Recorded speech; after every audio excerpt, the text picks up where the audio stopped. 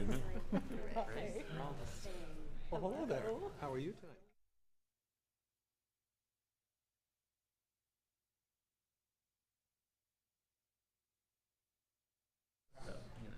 Oh no, you're right.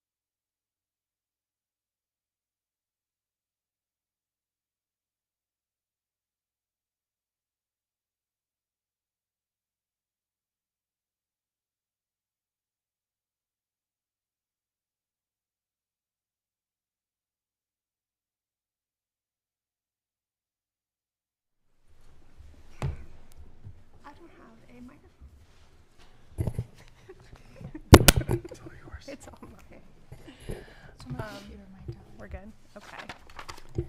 Welcome.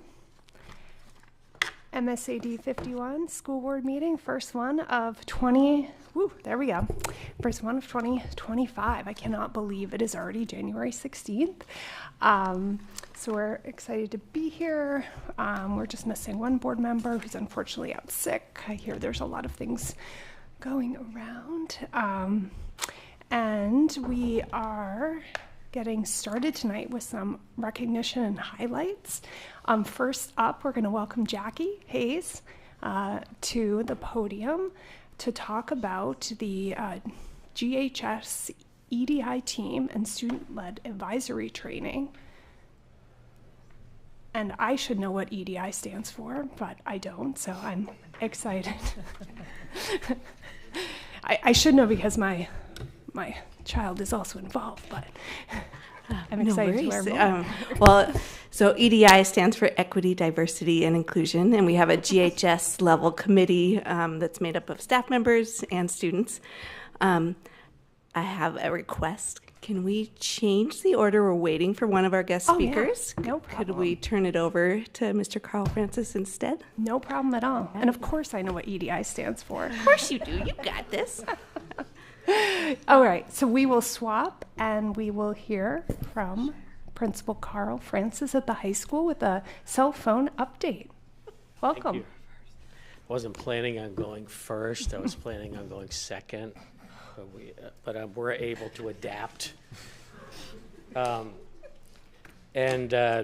everybody. So happy to be here. Got a wonderful request to share some details about how our telephone policy and cell phone new language is working this year at Greeley High School. So I'm excited to be here for that. And why are we even talking about this, right? So why are we doing this? So we noticed a trend in the 22-23 school year. This is my third year as principal, and we've noticed a trend, right? So I'm sure it's happening before that, but staff have really been communicating about disengagement, lack of focus, right?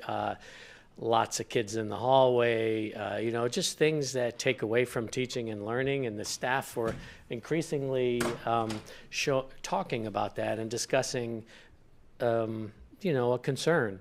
And at the end of last school year, the 2023-24 school year, we got together as a full staff, which was really nice. It was a nice exercise, and we talked about that and talked about the impact that has on teaching and learning, and started thinking about what do we want to do about it, and what are our next steps, and we decided as a group to really recommit to the policy and language that's already in place in the district, right? So it was more of a recommitment to the language that we already believe in, and it's a full commitment as a staff to really dig in and support that work that we know that is really important.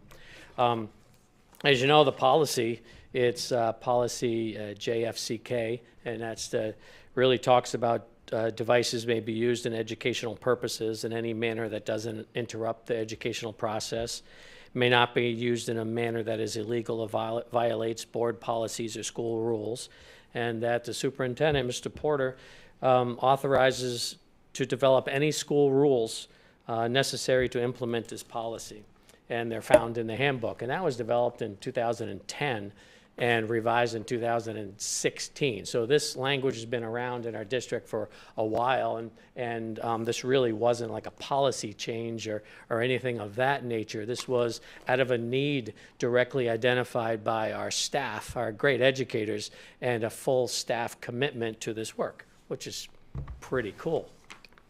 What we did was we updated our handbook language. Right, so our handbook language had it in there, but we revisited that and revised that to really make it sound current and applicable to our students and our staff in our building. And it refers to JFCK, the policy for educational purposes. Students will not have access to cell phones during instructional time is one piece. Students are required to place cell phones in a designated location is another. Teachers may occasionally ask kids to use them for educational purposes was another piece of it. Cell phones will remain in the classroom when students leave the classroom to go to the bathroom or another reason. And they'll have access to cell phones during passing time and lunches. So that's, and also on unique occasions, we are open to creating a personalized plan for kids who might need something medically or another substantial reason why they would need them. So that's the updates that we made to the language. Policy remained the same. After noticing that trend, we started to put things into place. We reviewed the policy, updated the language in the handbook. We purchased cell phone holders, and we conducted staff discussions and planning. We knew if we're going to do this, we needed to do it together, and we all needed to stand together and be committed to doing this together. That happened last spring, over the summer, in August, and then it was a really solid start. We had limited negative feedback from students, limited negative feedback from families. It was good. The thing that we could have done a better job, as my student government friends have said to me, is we could have done a better job with the why with students, right? We could have done a better job to talk to students before they got here and when they first got here about why are we doing this? Why is this important? Thank you for that. And classrooms reported an increase in engagement, right? They reported that there was a greater focus. They reported that there was less distraction. This is coming from our classrooms. That's great, right?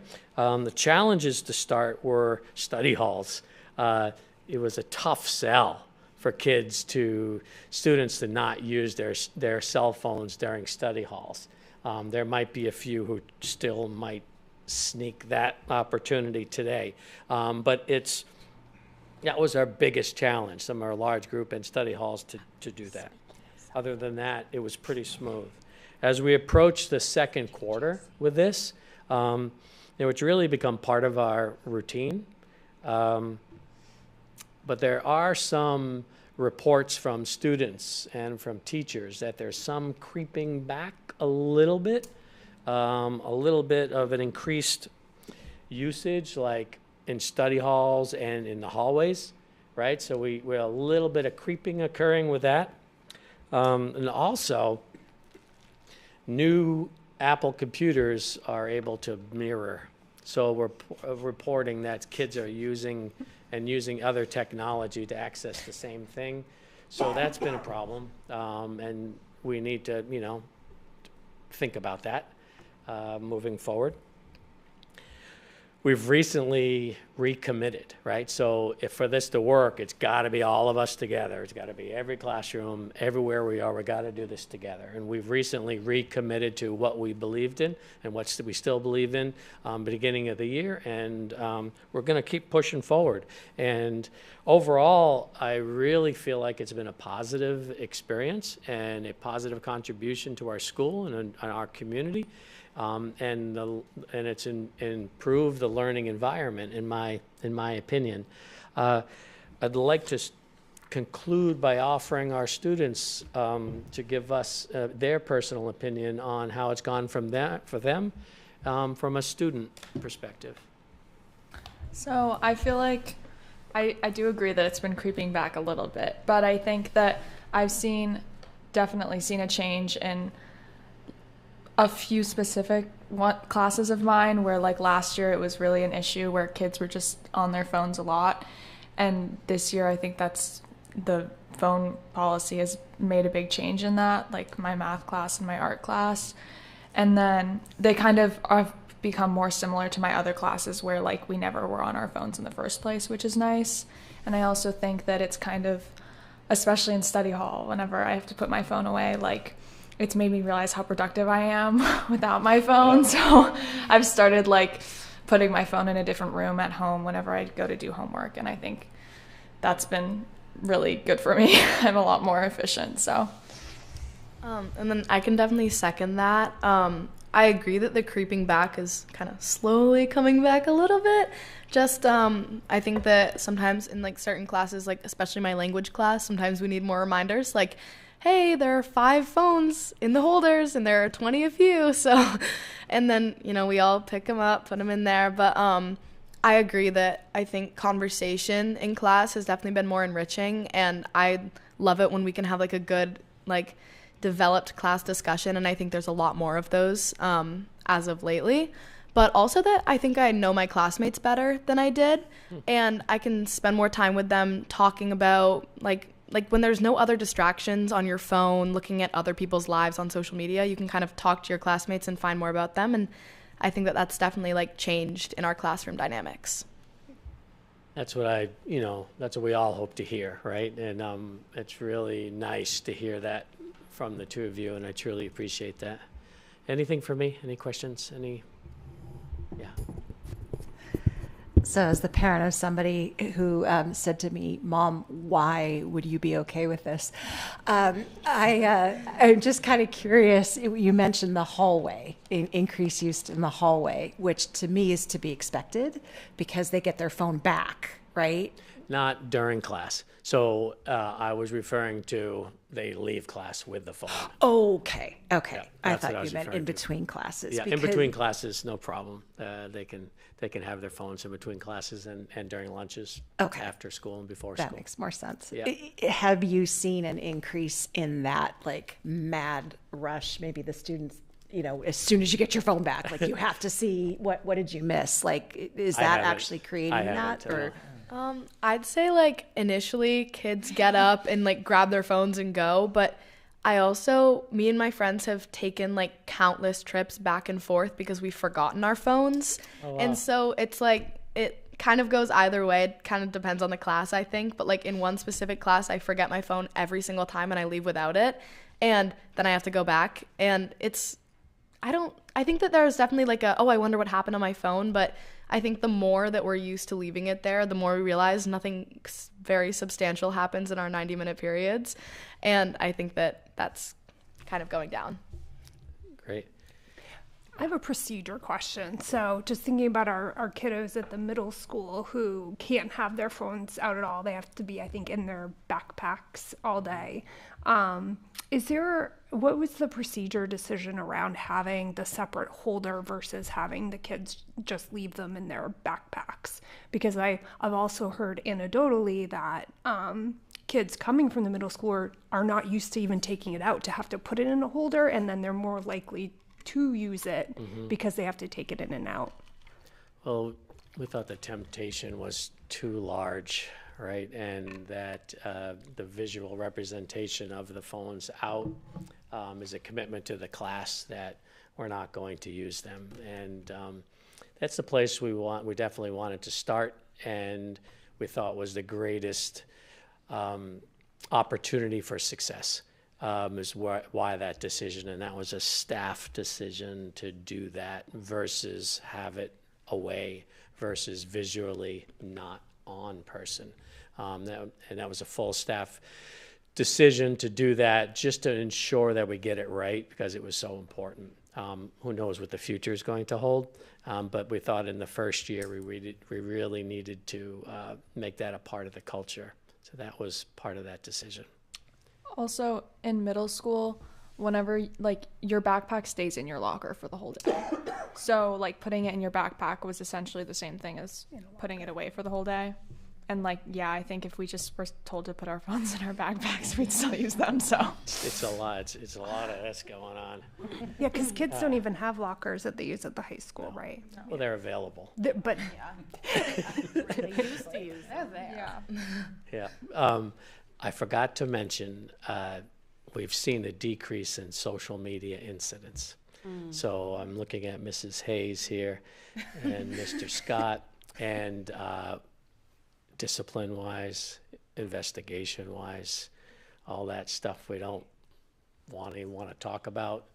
We've seen a decrease, and that's very satisfying to me. I have a quick question. Sorry, I'm awkwardly on this side of the room. what do we do?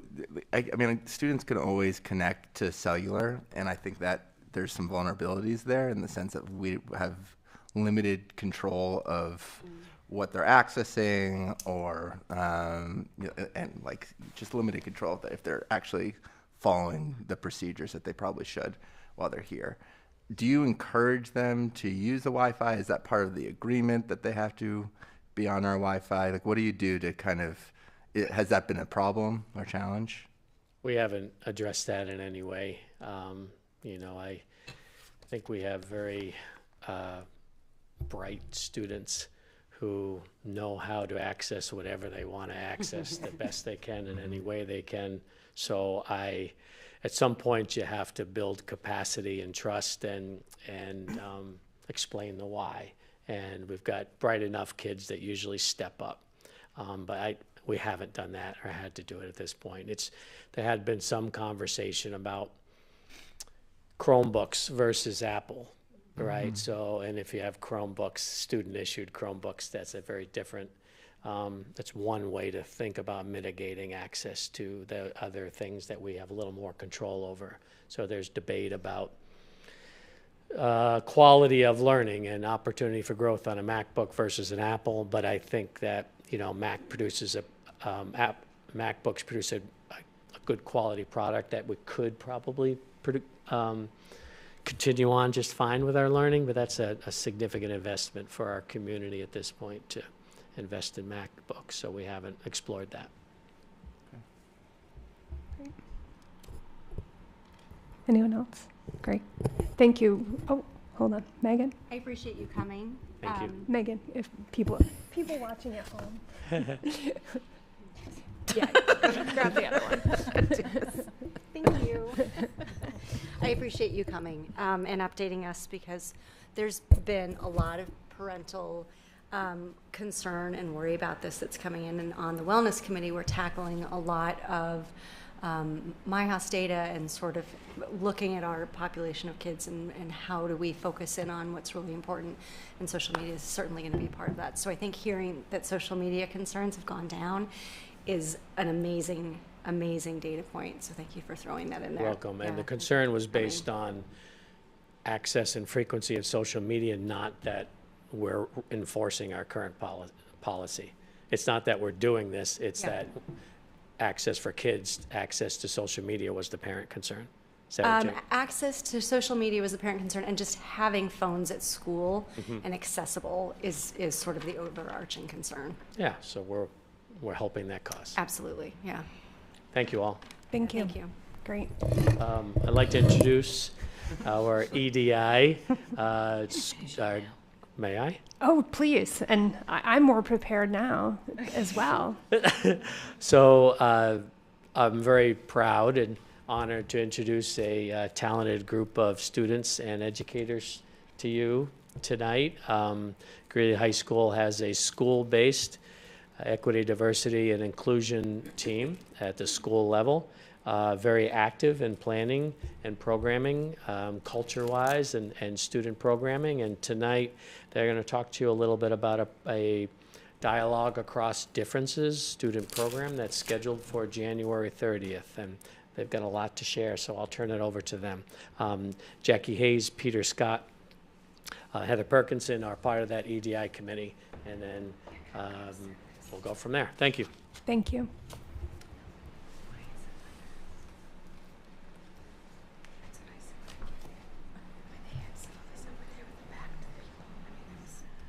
Thank you, Mr. Francis. Very much appreciate you. All right, so now we've got the wonderful guest speakers in the room. I'm going to actually turn it right over to them. They're going to introduce, you're prepared to introduce yourselves, right? All right, thank you, guys. Hi, my name is Anka, and I'm a freshman. And my name's Sarah, and I'm a junior. Thank you all for being here and for inviting us to speak. We are really excited to get to inform you about an opportunity event that will happen at the end of January. During this event, students will lead their peers in activities that focus on improving our school community and better developing our skills dialoguing across differences. Before we get too deep with the logistics, we thought we should inform you all of what exactly is dialoguing across differences. Dialoguing across differences is a way for students to build stronger relationships with the people they spend the most time with during the school day. We would like to consider it to be an opportunity for students to grow and learn. You may ask yourself, of what importance does this bring? Well, it's important because when you're in high school, it can sometimes be hard to find people that you can trust and connect with, especially if you're new to the school. So it's always good to try and find ways to connect with others and find people that you can trust, because it is proven that when you have opportunities to engage and have those deeper connections with the students around you, you have an overall better mentality and the overall well-being of a human.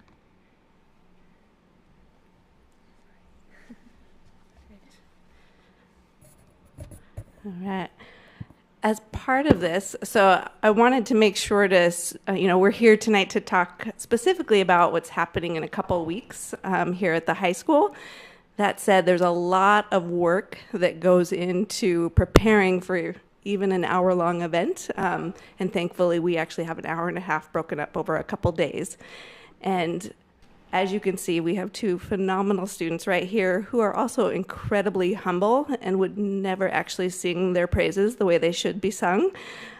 These two students, in addition to 15 to 20 others, I think, have put in a ton of time over the last 2 months just to prepare for these events at the end. So I wanted to talk a little bit more about the time that's gone into that, and also share a little bit about where all of this came out of.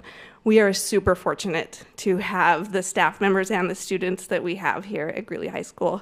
I mean, I might cry. Like, I'm sorry, but I might cry. Like they are just phenomenal. We actually had students come forward to the GHS level DEI committee last year and also reached out to Lawrence Alexander wanting to do more. We have staff members and students who care so much about our school and our community, and they want to make our already pretty positive culture even better.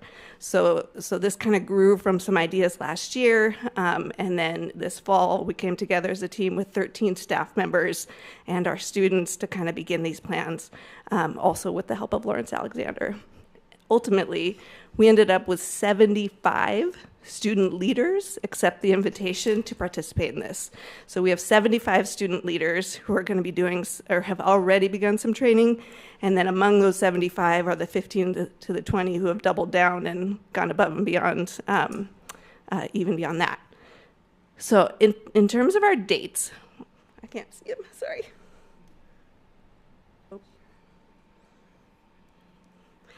On November 25th, we had those 75 students start out with our first workshop. So they came together with Lawrence Alexander and the 8 DEI committee members and started some preparation and planning for the activities that are coming at the end. And then twice weekly over the last 2 months, they've been putting in time putting together a video, preparing for tonight, and further developing the plans that are going to take place at the end of the month. On January 8th, we had these 2 students, among countless others, come forward and actually provide the staff experience level training. So our staff got to experience the dialoguing across differences activities that our students will be telling you more about this evening. And our students actually prepared those and led those on that day as well. So I mean, just phenomenal. Next week, we have the second and final workshop with the 75 students happening. And then, of course, the culminating event on January 27th and 30th, we'll be actually diving in. And Anka's going to tell you a little bit more about the activities, as is Syra, in just a moment. But we did want to give you a little bit of a taste. So in terms of introducing those activities, the students have put together a really wonderful video to kind of introduce and establish the why, so that the rest of the population of students and staff understand why this is important and what this means to us as a whole community. So we wanted to give you a little flavor of that this evening. Good afternoon, Greeley High School. My name is Orchard Vine. And I'm Sierra LaFave. Over the past few months, we and several of your teachers and fellow students have been working together in planning today's extended advisory activities. Through our work, we hope to bring students and teachers together, build better communication skills to help us navigate tough topics, and honor and celebrate our similarities and differences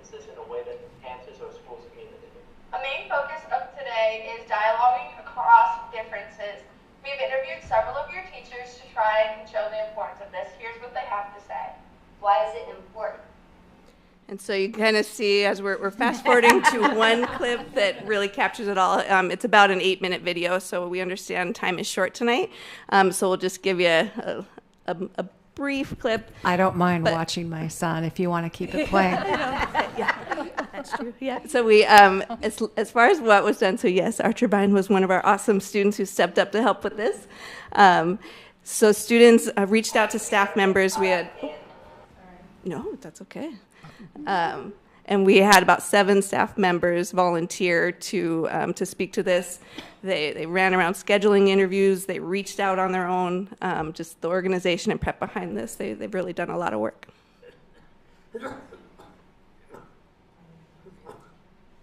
Yes, I do. Sorry. Jackie Young is one of our English teachers and one of our GHS level DEI committee members who was one of the interviewees. And thinking that the world is really homogenous. And as we can branch out and get into conversations with people who've had different backgrounds and different experiences, it's always an opportunity to learn, right? And so obviously think education is important because here I am, right? And then I think it doesn't stop at the school doors. So I think you go out and your mission for the rest of your life is to learn as much as you can about yourself and everybody else and the world around you.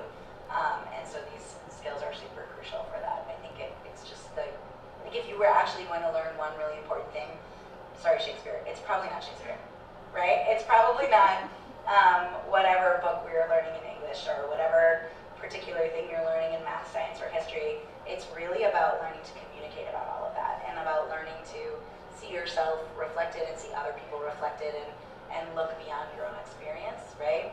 And so I think this might be like it. This might be the most important thing you learn in school. All right. So ultimately, that is our introductory video that will happen to kick things off in a couple of weeks. And I'm going to turn it back over to Syra and Anka to share the rest of the activities with you. On January 27th and 30th, students will participate in various activities such as the Identity Iceberg. This is a chance for students to learn about people's differences and similarities. A listening circle will take place during this time where people will share their similarities and differences. Along with this discussion, students will also get the chance to speak about their social interactions with one another. There will be a strategy brainstorm where students will participate in thinking about ways that we can all get along better. And finally, as a culminating activity, students will be sharing their takeaways in a visual or written way in a community paper quilt that will be assembled and displayed in the cafeteria.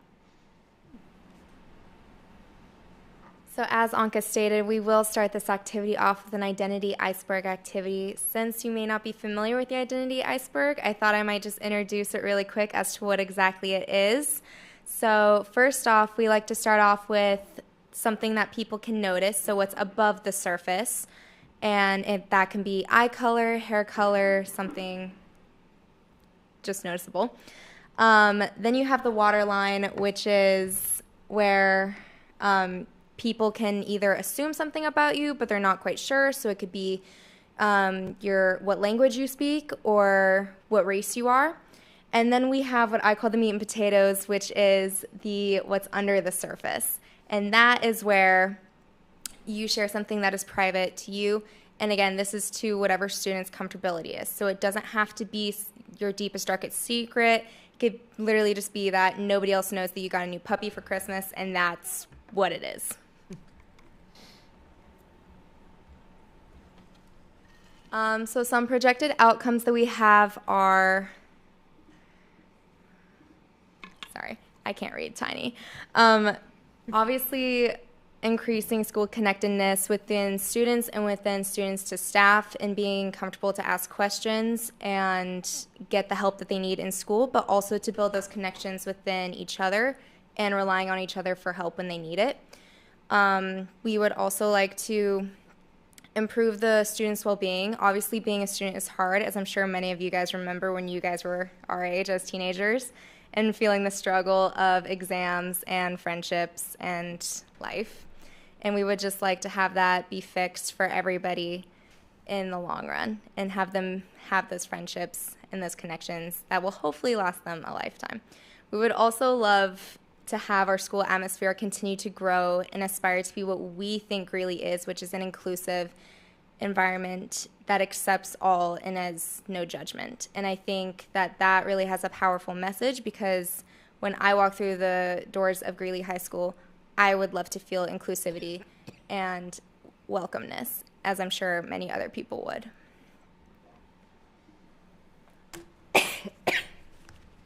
Do you guys have any questions?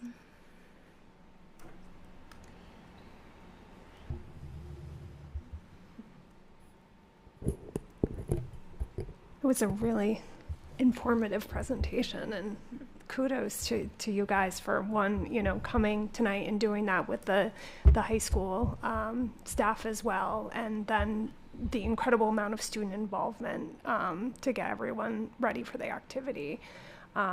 Do people have any questions? Okay. So are these activities and stuff, is this part of like a nationwide effort, or did you guys come up with this stuff yourself, or is it a mix of both? So I would say it's a mix of both. Obviously, Ms. Hayes can speak more to this, as I'm sure I don't know the entire answer to this. But from my own personal perspective, it was an activity that Ms. Hayes at first came up with and then explained the idea to us and then asked for our opinion on it, so that way it could be more student-friendly and get a better idea of how to keep students engaged within this process. Sarah's giving me too much credit. So definitely it's a group effort. So as I said before, it kind of started last spring. We've had a GHS level DEI committee, so it's a small crew of staff members that is really committed to making sure that we're doing all we can to ensure a welcoming environment for all students. And through all of our conversations over the past couple of years, we constantly talk about what can we be doing differently, better, more of, and we really the biggest gap, I suppose, and I'm going to invite Peter Scott or Heather Perkinson to come up and chime in if I miss anything, but was just what we didn't want to have happen is us saying, here, do this, you should do this. We want it to be a partnership, students, staff, community members coming together to make our school as wonderful as it can be. And thankfully, we've got a phenomenal crew of kids who also want that. So through conversations last year and student involvement, we started thinking about what we could do. And then this year, we met with Lawrence Alexander a little bit more, so he planted the seed of some ideas. And for those who don't know, he's our DEI district-wide consultant. So he planted some seeds of ideas, and then honestly, it was really a team effort with Peter Scott, Heather Perkinson, Jackie Young, Jason Curry. I'm going to forget. There's Sebastian Sebrenis, Claire Murray. Who am I missing, guys? Siri Bato. So yeah, a lot of phenomenal educators in partnership with students. And then through the first workshop, we identified, okay, what do we need to tweak as we go? And then through the staff experience, also their feedback and questions help us tweak ideas further to make it even better. Awesome. Yeah. Amazing stuff. Proud of you guys. Yeah, I love the involvement of students in the design. That's really, really awesome. Can I ask, is that video of the interviews available to the public Absolutely. or to us? Or? Yep, we will send it out. Fine, and actually, you're making me realize we do want to. We have not done a great job of sharing this in the Ranger Report to families, so I will get right on that. And I'm so sorry for the delay. So I don't know if you've talked about this, speaking to your students, but our district equity plan that the school board approved in the spring includes a section on district culture, which is probably, in a lot of ways, one of the things we worked on the most, to just make it such a part of Greeley's DNA that inclusivity doesn't even have to be highlighted. I mean, that's the ultimate goal, right? And the third category underneath district culture is student leadership. And so as the chair of the equity committee, I want to thank you, because it feels really good to be, first of all, like put a big check mark next to one of our equity plan goals. I am beyond thrilled that this has come together, and just something that we dreamed about, that I think was already taking shape, but to see it in action and to see how excited you all are, and how you've taken this and made it even more than what we talked about is really, really exciting. And we would love to have you come to an equity steering committee meeting and help us, or help everybody else to hear this, because I want the whole committee to hear what you're doing. So thank you very much. Thank you. Great. Thank you so much. And I love the slide deck, by the way. It's beautiful. Great. Okay, so we are going to move on to approval of minutes. Can I have a motion to approve the minutes of the December 19th meeting? Anybody for a motion? All right. Thank you, Kim. Anyone for a second? Second. Thank you, Jesse. Any questions or comments? All right. All in favor? Thank you. It's unanimous. So now we're going to move to public comment. The board welcomes and recognizes the value of public comment. To ensure public comment is fair and orderly, we follow procedures outlined in our board policy BEDH, and we ask that members of the public do so as well. We ask that speakers use the designated podium when making their comments and speak into the microphone. If you're interested in speaking, please wait until you're recognized by myself, the chair. Comments by individuals are limited to a maximum of 3 minutes at a meeting. A clock will be visible on the screen to help, and after 3 minutes, the timer will go off and your comments should be wrapped up. Please state your name and town of residence before beginning your remarks. As a reminder, public comment is not a time for discussion, Q&A, or debate between the board and speakers. Rather, is a chance for members of the public to express their opinions on school and educational matters. The board will not comment on remarks made by speakers during the public comment period. Please know that this does not mean that we are not listening, and it does not express any agreement or disagreement with your statement. Lastly, please keep comments respectful and civil. We are neighbors here. Please be kind. We also ask that comments are addressed to myself, the chair. Please do not direct comments at or about individuals in our schools and communities. And I will stop any comment that's contrary. But we welcome anyone here who's here to speak. Thank you.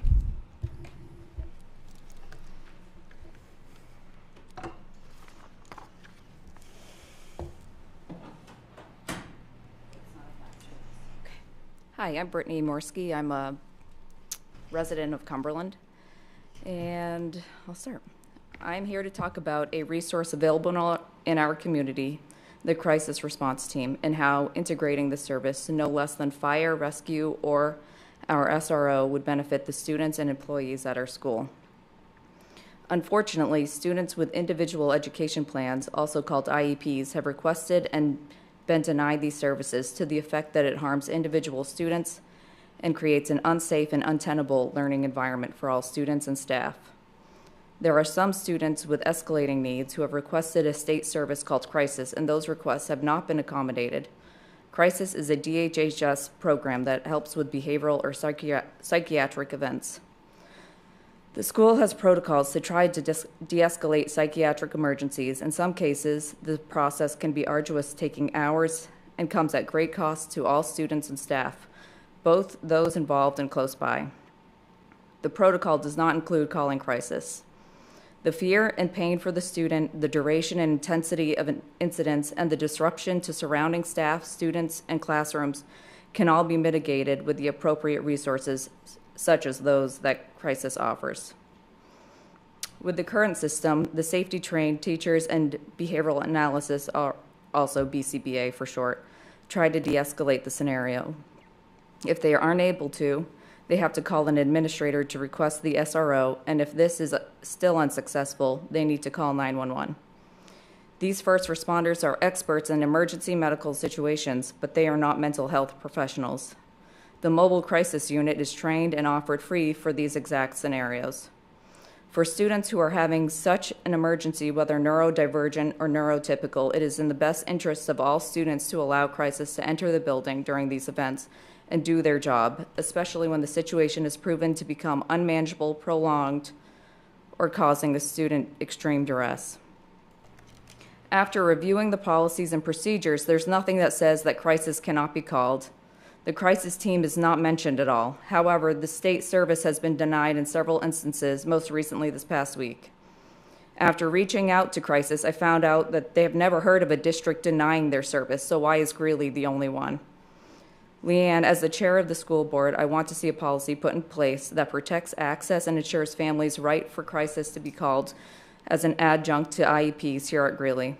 I would also request that it sets strict guidelines on duration of the event and factors that are considered unmanageable for staff. Lastly, the visitor policy doesn't include first responders as visitors.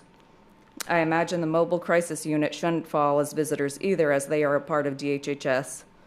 However, since this has been challenged, I hope this would be reflected in the visitor policy. Thank you, Brittany. I know, perfect timing,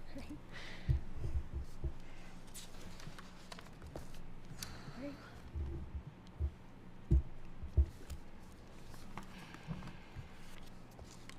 Sad to see the 3-minute rule still in effect in the new year. Maybe you could hold it 5 seconds, give somebody 5 seconds before you start it. Maybe give them a little intro time. Just a suggestion.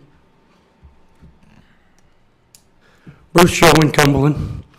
I've met with a couple of counselors about some I'm going to talk about here tonight, and they can identify themselves to you. I'm not going to identify them. I have done a complete informal review of the school board minutes from January 1 of 2024 to 12/31 of 2024. It does not include 12/19 because they're not online yet. They were just approved. Here are some of the things that I found in it. One of my New Year's resolutions is to try to be less direct and more, I can't think of a word better than political right now. So I'm trying to do that, but it won't happen overnight. It's just not the way I am. I'm pretty direct. Some of the things I found in the minutes that concerned me is a lot of the public speaking comments, when they're in favor of the school board's position, it is stated that they spoke in favor of something. That the minutes team of public comments tend to go, if they agree with the school board's position, they're made known that. I noticed these because I'm one that has not been in agreement with the school board position, and all it says about me is I talked about something. It doesn't say anything about what I talked about, in favor, out of favor, or why not. So I think that should change for people reading them to know what I said and why I said it. Also in the board minutes, it says every time that I talked about turf. Let's be clear. I'm talking about the referendum vote that included turf. I am not talking about turf. I was undecided when I voted the referendum, so I voted no. Since then, there's been a lot of stuff come out about it that I didn't know because I didn't know much about it. And I think there's a lot of people in the same boat. So the public comments need to say why and what people talked about. I also find a lot of items, and I've been to meetings, items for action. I find items for action where public cannot comment that should, in my opinion, be public hearing where voters, taxpayers can comment, specifically about land purchases or turf purchases or things like that. In one of the turf purchase meetings recently, I came up with 4 items that I thought I could contribute stuff that this group is pretty homogenous. They don't know things that they don't know. And I talked about them with the 2 people that I met with, what I thought I could have said if I was allowed to.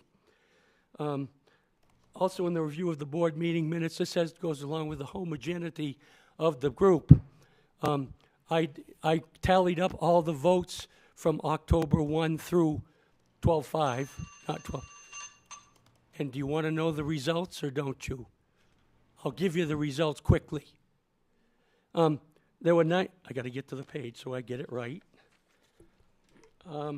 There were, so far this year, 105 votes. It's changed since our meeting, the people that, because I've added ones that weren't available then. There's been 105 votes, 863 yes votes, 4 no votes, 8 abstains. That's my count, could be wrong, but I'm pretty sure it's pretty close. Thank you, Bruce. That shows me that the group is a little too homogeneous. There's not enough debate about things and critical thinking. Thank you. Thank you, Bruce. Is there anyone else? Okay. So now we are going to move to presentations. We have Mari Treblecock here to share about professional learning and use of the early release days. Thank you.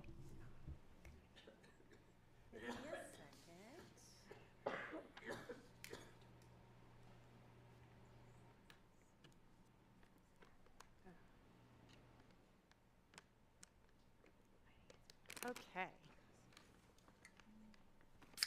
So good evening, and thank you for making time for me to talk with you about our professional learning goals and how we use our early release time to meet them. So I'd like to start by starting with our purpose. Tonight I want to talk with you about our big goals as they relate to professional learning, and also share how we use our allocated time across the district to address those goals. My hope is that you'll walk away this evening with a working knowledge of how we do and what we do and how we do it during the valuable time that we have. So we start with goals. I'd like to center the conversation around our big goals as a district because I think that's relevant. We engage in a goal-setting process each year in consideration, first and foremost, of our strategic priorities. These goals are then interpreted at each level across the district and incorporated into individual building goals, which were shared with you at the beginning of the year by the building principals. Once buildings establish their goals, each building leadership team, so that leadership teams are made up of the administration and teachers representative of the school. So each building leadership team works together to inform the use of the available professional learning time to work towards achieving those goals. Building principals are primarily responsible for allocating the professional development time within the calendar to get the work done. And I'll talk a little bit more about why in a few minutes.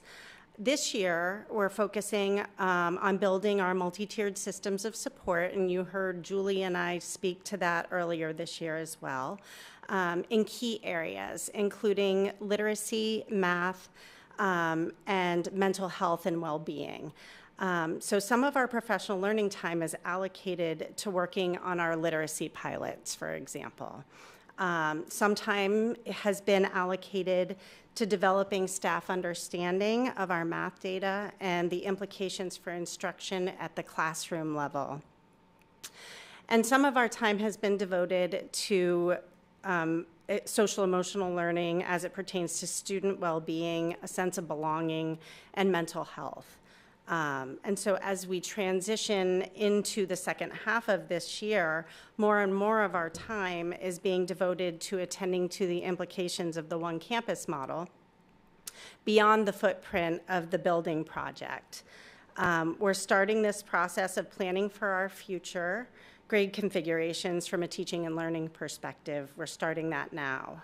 And there are many implications for schedules, structures, curriculum with a change of this magnitude.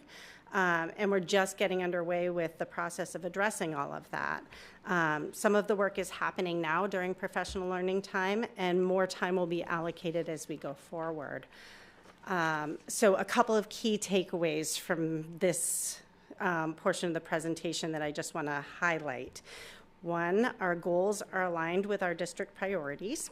2, building administrators build their professional learning plans in light of the developmental needs of their student populations. The needs of a first grader are quite different than the needs of a high school junior.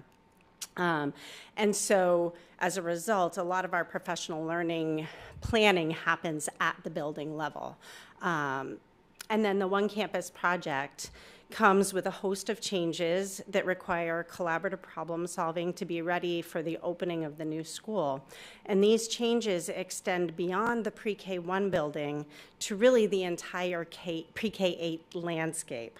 And that's an important thing to think about because there are so many new configurations. Okay, so what time do we have for professional learning?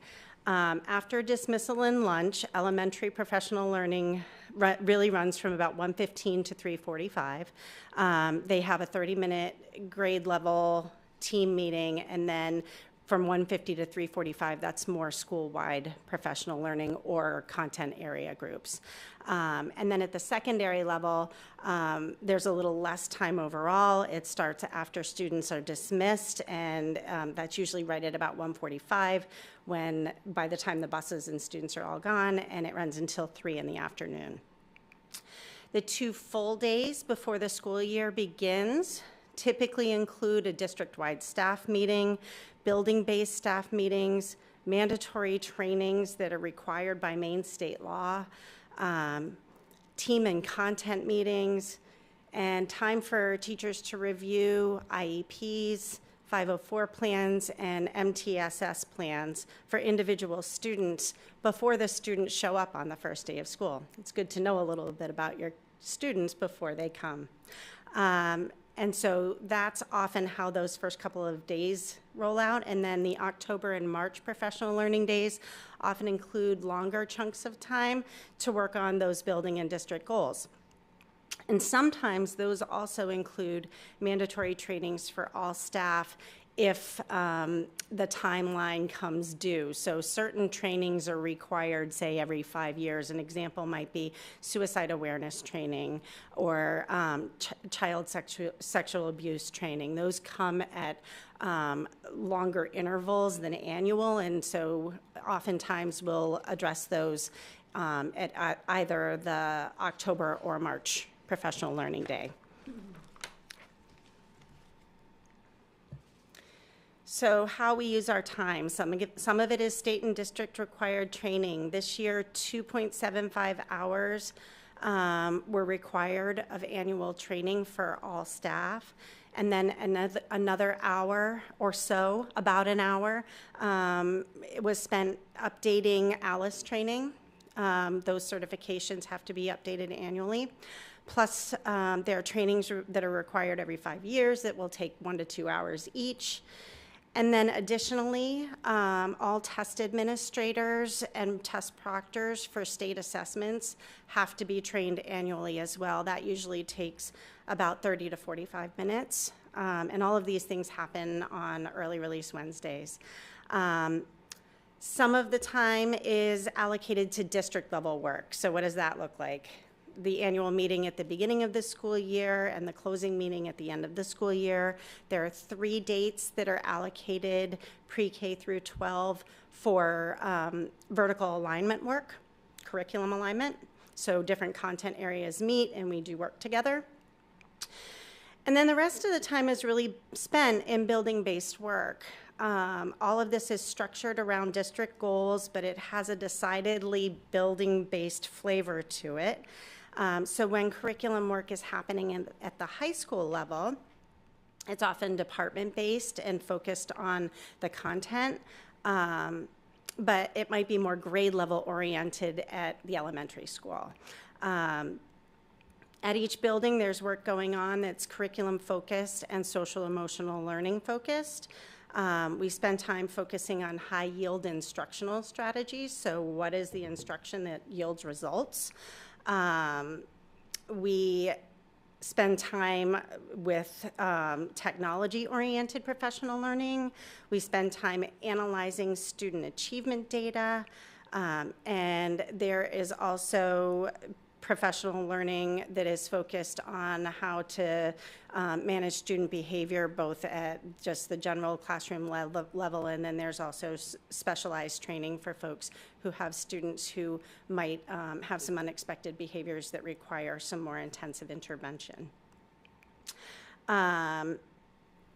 And then another layer that I observed earlier this year was at the elementary school, at Wilson School, there was professional learning on how to create spaces in your classroom that allow for self-regulation, for students to self-regulate. They have the quiet corners. Each of these professional learning offerings are tailored to the needs of students at the given level, hence the reason for a fair amount of building-based professional learning time, and it's intended to support sound programming for students both academically and socially. So what does our professional learning actually look like? So I have this picture. This is from last Wednesday. It's one example of what a recent professional learning meeting looked like. So here you see pre-K through 5 teachers talking about our literacy pilots, sharing experiences across the buildings. Without allocated professional learning time that we have in our calendar, meetings like this one would really not happen so readily. And in fact, building-based professional learning would be hard to come by as well. Having the chance to work together across grade levels and content areas within a building and then beyond is incredibly important for us as we work to maintain the pace of our work towards our goals. So in summary, the key points, we use the district strategic priorities to shape the goals of our work. Our time is focused on addressing these goals as a district and at the buildings. Most time is spent in building-based professional learning in honor of the different developmental needs of our students, and some time is allocated for vertical alignment, mandatory training, and district-wide meetings. So with that, questions? What questions do people have? Question. Do you find the teachers would like more time or more days or partial days, or have the time they do spend split up into smaller chunks? Or what feedback do you get from the teachers as far as where it is What and they where prefer? they'd like to see? Yeah, I think teachers really appreciate the consistency factor of professional learning, right? So having regular time to work together on common goals keeps the material fresh. If you think about, I'll speak for myself, if I have a month between meetings, poof, right? It's gone. So having a little bit less time with higher frequency does matter. And I think most teachers really would say they value our early release professional development time. Can I ask another one? Okay. And are most of the days the topics teacher driven or administration driven, or how does that shake out? Well, it's a little bit of both, right? Because our professional learning time is paid per diem time, and it is focused on our school-based and district goals, right? So in the sense that it's focused on something that is really aligned with our strategic priorities, there is some administrative oversight to that for sure, but all of the building administrators work with their teachers to parse out how much time is needed for the various things. So, you know, there's this element of reciprocity with the work we have to do, right? If a building administrator says, I want you to do this thing, you sort of have to pony up with the time to do it, right? So there's collaboration in the development of the professional learning calendars. It's a good question. Other questions? People are still thinking. I just wanted to note that I really appreciate the strategic thinking around the One Campus project and the implications, because we know there will be pretty big implications, especially for certain grades that are having different configurations. And before we've even dug ground out there that you guys are already planning for that. I just so appreciate that forethought. Yeah, I keep sort of saying to folks that there's the building, right? The new building, and that's exciting. But really, we're not opening one new school. We're opening 3 new schools because they're 3 new communities, right? Of communities of learners with the shift in grade configuration. That's a really big deal. And so there's quite a lot to be thinking about for a couple years from now when the new school's here and the doors open to all of these new communities. It's exciting and also a challenge. Right. I had a question, kind of niche high school question, but I was wondering if there's any collaboration between like specifically IB teachers to each other, because I know that sometimes their curriculums overlap and there's kind of a certain continuity from class to class with TOK and the overall like theme of the year. So I was wondering if there's any collaboration on that or if that's separate or if that happens in professional learning environments. So it's a great question, and they do have time where they get together and meet. I believe that most of those meetings happen outside of professional development time. They may have some of the PD time allocated for it, but they have also separate IB meetings where the IB teachers get together and really focus on the theme. Thank you. So I have 2 questions. First, thanks for this. I think this is a really good focus because I think this hits one of the, like, just our board goals about staff satisfaction and retention. So I think this is excellent. If I remember right, and I just spot checked one, but I might be kind of off on this. I feel like professional learning has not been the greatest strength in our staff surveys. I feel like the satisfaction's like 50 to 60%. And so from what you hear, like, what are you targeting to like drive that satisfaction up, and how does that fit within this plan? Because I could see it, but like maybe there's something bigger or institutional that we need to do to kind of elevate this so satisfaction goes up.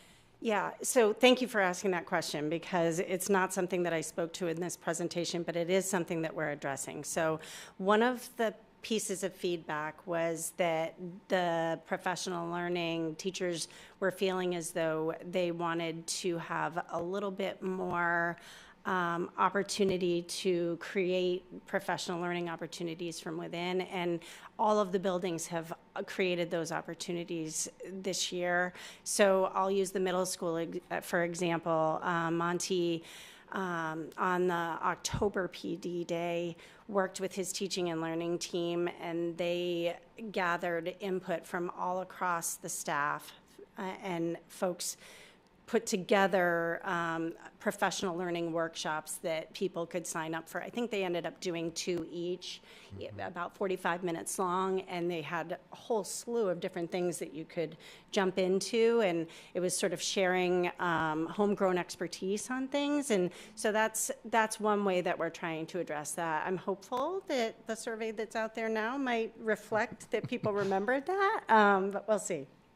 And then I kind of a follow-up to that is this is great internal, and it sounds like they want to do like homegrown, but like that sometimes that knowledge has to come from someplace. Yes. So what are the, like, what sense do you get either personally or what you hear from people about external opportunities and how we promote that? Because I mean, I think our ability to send teachers is a great staff incentive, and also like to build capacity for our staff from external sources, I think is something that would be a strength for our district. So what are we doing there? Yeah, so that's expensive, right? So building principals, have to really think about their professional learning budgets and decide how they're going to send people to things. And so different principals have a fair amount of say in the accessing outer professional learning. There are some really great opportunities in the digital age to attend online professional learning that ends up being less expensive, because the second that you send somebody to Texas, it gets really quite pricey with flights and hotels and all of that, plus the registration fee. That being said, if it's closer, there's more opportunity for it. and so those are often building-based decisions, although sometimes they come to me, and if it's aligned with our literacy goals or our math goals in particular, then I'll be able to send folks to it. I'll be sending the MTSS coordinators to virtual training that's coming up. And I'm sending them to that because that has to do with my personal district level goal. So I think there's opportunity for it, and not everybody every year gets to go because of just the prohibitive cost of doing that. Yeah. Okay. That just made me think about the fact that we have Foundation 51, and I don't know how often, I know one of the things on their website that they say they fund is some innovative teaching techniques and methods and programs that support curriculum. So I don't know if that comes up as a way to help fund some of the professional development as well. In my experience with Foundation 51, they're often focusing on the innovative teaching in the classroom. I would have to go back and look at their website to see have they funded sending people to professional learning. I'm not sure. I'm not sure either. I saw their grant cycle is open, and so I was just curious if that is another opportunity. I'll chime in that from the Finance Committee, when I sign warrants, I've seen multiple conferences, or usually they're local. I mean, the travel expenses haven't seemed too much, but I fully admit when I'm going through the warrants and I see reimbursement or a request for continuing education, I'm just curious, like what, and it looks like they've gone to some fabulous conferences, and I mean, I call them conferences, classes, some of them, but anyway, it does look like a lot of teachers are taking advantage of it. Whether there's a waiting list, I don't know, but fairly reasonable. So I feel good about what we're investing without it being prohibitive. So, yeah. There is also an opportunity, you might be seeing, Kim, some of the coursework that there's tuition reimbursement, right? So there are opportunities for teachers and staff members to take college credits, right? Courses that also is another layer of professional development. A third layer of professional development are professional learning grants that the district has certain funds set aside, and teachers write proposals for accessing those funds. And we have a committee, we get together, we give the money away. It's kind of fun to do that. And they have paid time to focus on things that are innovative. So those are a couple of other layers. That's great. Sarah? I have a quick question. How do we balance a meeting for a meeting, because it's time for a meeting, and the connectedness of the teachers and the opportunities to really brainstorm and play through either behaviors or curriculum or any of those things, you know, within a multi-grade level or even just a single grade level? How are we really supporting the teachers? Because so much of it is curriculum and so much of it is mental health. Yeah, I think you ask a really, I think, deep, challenging question, right? Sorry. Because professional learning is not one size fits all, Right. right? And so trying to create professional learning that is meaningful to every single person is the big challenge, I think, that building principals sort of sit with, right? We do it in a variety of ways. Probably the most effective way is working with our literacy math specialists, our instructional strategists, our people who are in leadership roles that include professional development.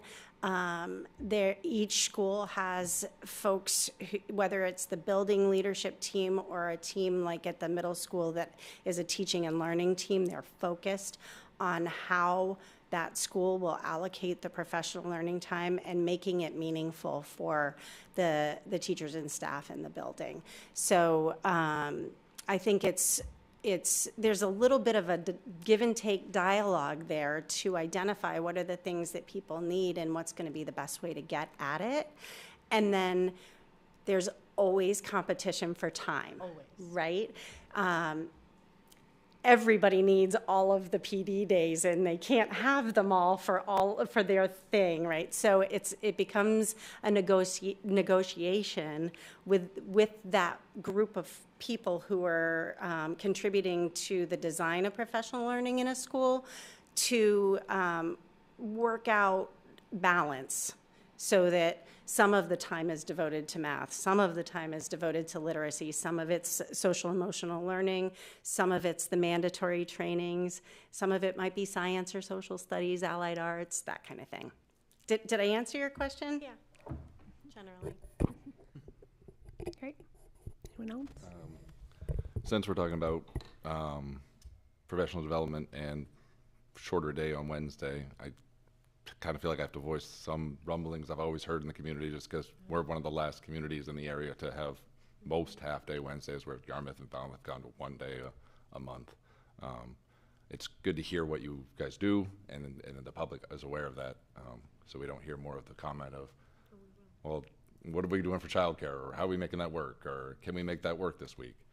So I didn't know if you had anything specifically you wanted to voice towards that, and how you guys treasure these, and how you make our community better and the school better by having those extra hours.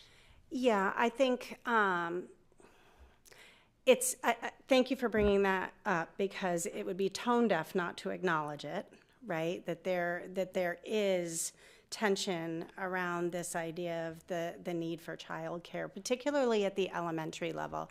The secondary level, once our students get into 6th grade, they're really leaving school an hour early on Wednesdays, and they're also more independent. So I feel like at that level, there's maybe a little less tension there. I guess the thing I would say is that to be able to accomplish all of the things that we want to accomplish, we do need the time to do that. It requires collaborative work. And if that time is not there for our faculty and staff to be able to do the work, then it prolongs the implementation of the things that we need to do. It just does, right? It's an opportunity cost, if you will, right? If we think about economics, you have opportunity costs. So I think I'm going to go ahead and speak for everybody who works in this district and say that we greatly value our professional learning time and know that that's a huge investment that this community is making in our people, and it is not wasted time. It's valued and important. Great. Anyone else? That was a nice ending. Thank you. Good question, Sean. Thank you. Appreciate it. Okay, so we're going to move to items for action, and they're all policy related, and I know, unfortunately, Annika can't be here this evening. Would one of the other policy members like to make a motion? Yep. Do you want to give some background on the motions? Do you want to take them as a group or one by one? I think we should take them as a group. Take them as a group? Yeah. Okay. Do you want to introduce them? Why don't you put the I'll motion just give forward some as a background group? So I'll make a motion to, what do I need to make a motion to do? To approve policies JLF, child abuse reporting, prevention, education as presented, approve the deletion of policy JLF AR, reporting child abuse and neglect procedures as presented, to approve the deletion of policy JLFA, child sexual abuse prevention and response as presented, and then to approve policy JHB, truancy as presented. Great. Can I get a second? Second. Thank you, Tim. Great. Can you present them? Yeah, so JLF, child abuse and neglect, and JHB, truancy, we sort of took them together because one of the major changes in both of them is that truancy is now considered child abuse or neglect under state law. And so that was one of the big changes. So that addition is sort of the most significant change in JHB. So in addition to truancy, child sex trafficking was added, also in accordance with law, to JLF. And then the last two sections of JLF on training for employees and education for students were previously in JLFA. And so the redundancy of JLFA and JLFAR, now that JLF has been updated to include training, education, and procedures, is why those two are being recommended to be deleted. And then the recommendation to delete them, we made that in consultation with our lawyers, Drummond Woodson, so they've looked at all of that over. So that's sort of the background for why all four of these are a package. Great, thank you. Any questions? Oh, sorry, I have a question over here. So I should ask, Jeff, Mr. Porter, do we use Power School? Mm-hmm. Yes. Okay, so is it in Power School that the official report of attendance is recorded? Yes, we have to, anything that's state reported goes into Power School and then it's state mapped to the State Department of Ed. Okay, so given that, my question is, knowing the news about the hacking of Power School, I'm sure we've taken measures to protect the data. Talk about Ferris Bueller right now. You know, that could be changed, is what I'm saying, is a parent, whoever, could change that information. So do we have it backed up? Do we have it on a hard copy? Do teachers, when I was in a district, we had to enter information in Power School, but we were also required to still have the old attendance books and record it there. So just inquiring the status of our... So we don't back up our own data through Power School. It's backed up through Power School. So I know some districts have a local server. We don't. We actually back all of our information up through the cloud with the Power School platform. So, and they did patch from the information we've been given, they did patch the back door that allowed a hacker or more than one to get into their system with the data that they have. They have told us that data is not compromised. So we do have hard files on all of our students as well. It's not, we don't just have data in Power School. We also have hard files for all of our students. And this is kind of like the basic information that a state requires us to keep in an actual physical file beyond. So we don't just rely on Power School as our one and only data system. Okay. I don't know if I've answered your question. It does.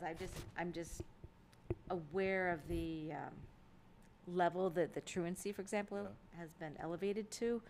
I just want to be sure that we have methods to make sure our data is accurate and not by any entities changed. Right. Yeah. Yeah, and the most sensitive information and data is in that physical hard file that we carry on every student in our district. Okay. Great. Jesse, can I ask a quick question about JLF and why truancy in JLF does not cover kids after grade 6, but truancy in JHB does cover the whole age span? That's a great question. I'm trying to remember that too. I think we did talk about that from a legal standpoint. Jeff, do you remember? Yeah, so Double for dare. child abuse, truancy, there is truancy up beyond grade 6. Yeah. So obviously a student can be coded truant. But for the purposes of child abuse, it is only up through the grade 5, basically, is considered child abuse. And I don't know why that is just the way the state has decided to make that its parameter for child abuse. And I don't know if that's the question you're asking. It just sort of seemed like once you're in grade 6. You're probably skipping school because you want to versus your parents It becomes keeping more you of a home or not making sure you get there. I think that's sort of the rationale, but it's a little more, I'd say black and white when you're talking about younger students. And you're talking about truancy because it's easy to say that is a parental responsibility to make sure the student is there. As students get older, obviously it becomes more of an issue. Is it a parent issue? Is it a student issue? And then it gets to a point where a student can make their own decision and drop out with their parents' consent.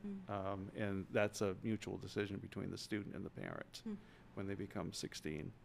So I think, I think that's probably the rationale. I couldn't tell you that for sure, but that's probably the rationale behind the law change. Yeah, I'll say this. These ones in particular are very aligned to legal standards. And I think often for these ones, I remember us having a lot of shaking of the heads of like why some of the inconsistencies or changes. And so I think we went back and forth a couple of times with our lawyers just to kind of confirm that this is the reason or why they use specific language. Yeah. But these ones we felt a little bit more handcuffed than I say we ordinarily would be with some other policies that we have. Yeah. Yeah. If you look at maine.gov, it has truancy guidelines, and it does say aligned with this age Okay. group. So it's aligned with the legislation. Huh? Okay. Other questions? Okay. All in favor? Great. It's unanimous. Okay. We are up to the superintendent's report. Would you like the microphone? I don't need it.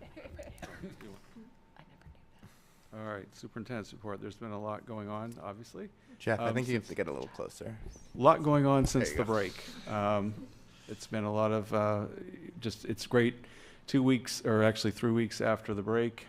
Just a lot of activities, sports, athletics. This is kind of a great time of the year, I think, for the school year. Everyone's settled in and back from the break, and it really is a great time when we haven't had any snow days. So it makes it even more exciting for everyone waiting for that first snow day, which we're not getting any. Mabel I. Wilson School, SNARG ended up visiting on Friday. SNARG is the iReady assessment mascot, and SNARG went around the school and got the kids pumped up for their winter iReady screening.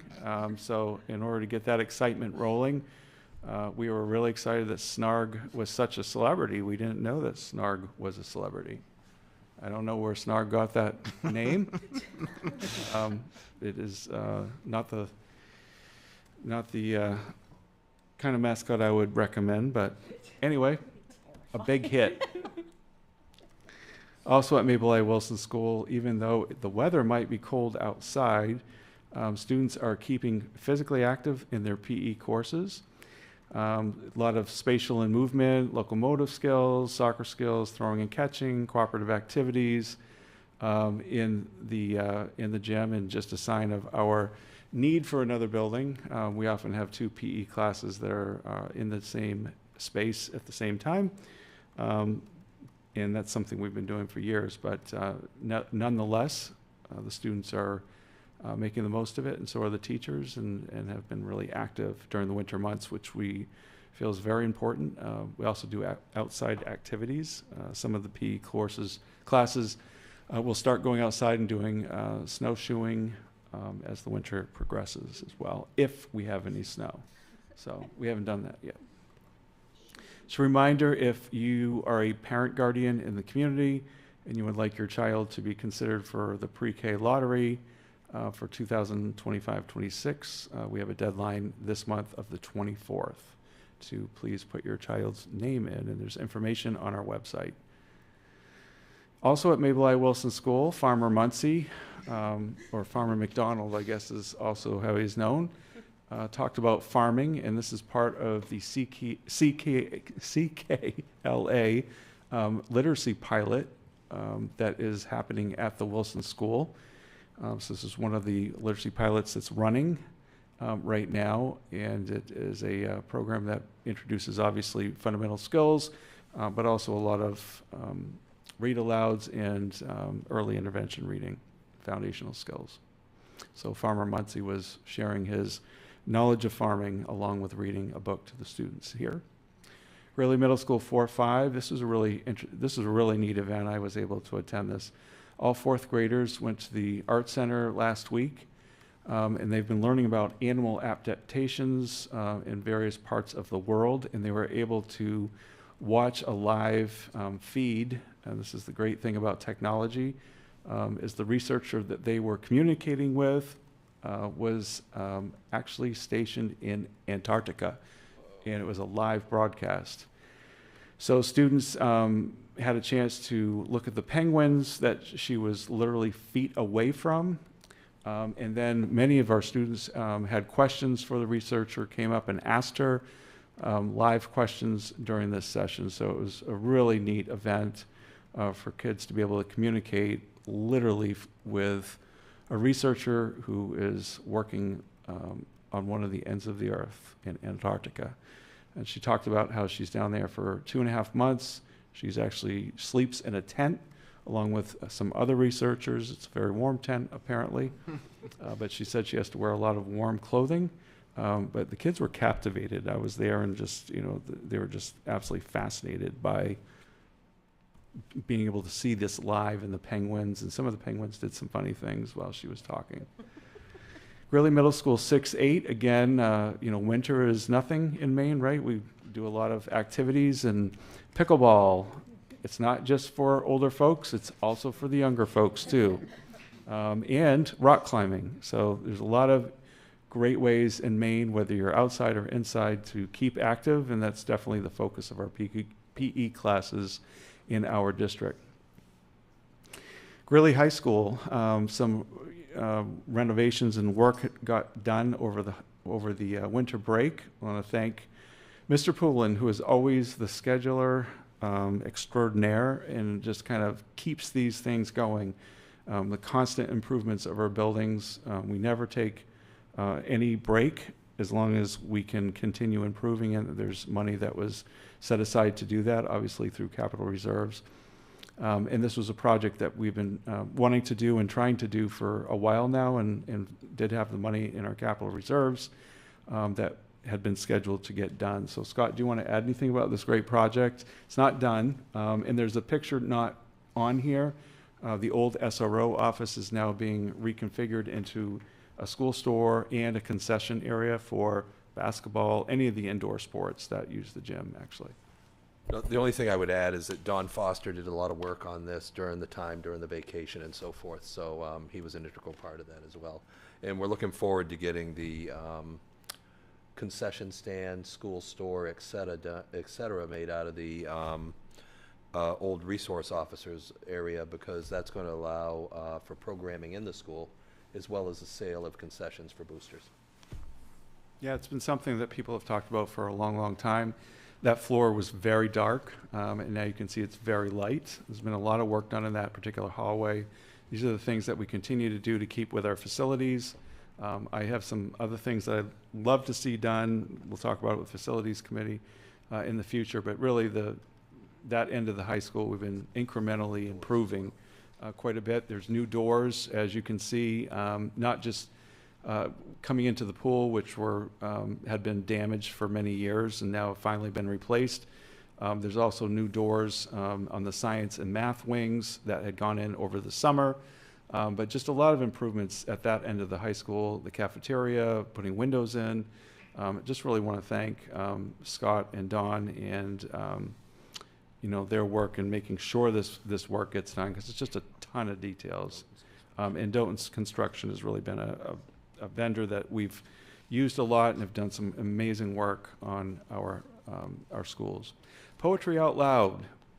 This is an event I love, but somehow missed it. I don't know how I missed it. It was even on my calendar, but I didn't get to it, unfortunately. But it's just amazing how these students are able to memorize and recite and stand in front of a group of people in the Art Center, not just one poem, but 2 poems, and recite those.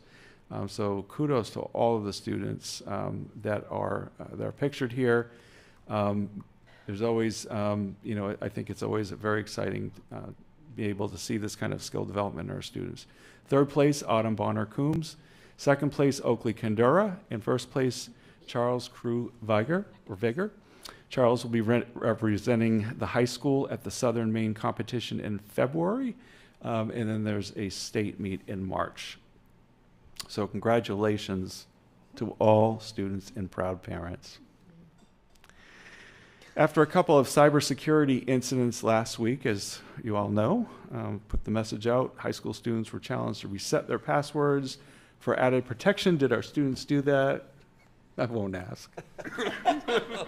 I'm sure you did. I'm sure you did. On my to-do list. Oh, no. And the high school put a soft deadline in to see how many students. I know they got a lot of students who were able to reset their passwords. And Stella McNally received a $10 gift card to Food Stop for resetting her password. And Mr. Francis was very happy to award that to her. We're excited. Composting and recycling is really underway at the high school and middle school. Scott met with a very dedicated group of people. Actually, Scott, I'm going to kind of turn that over to you for a moment because you started this back up a few months ago. I think it was last school year, started that discussion back up to bring it back after the pandemic.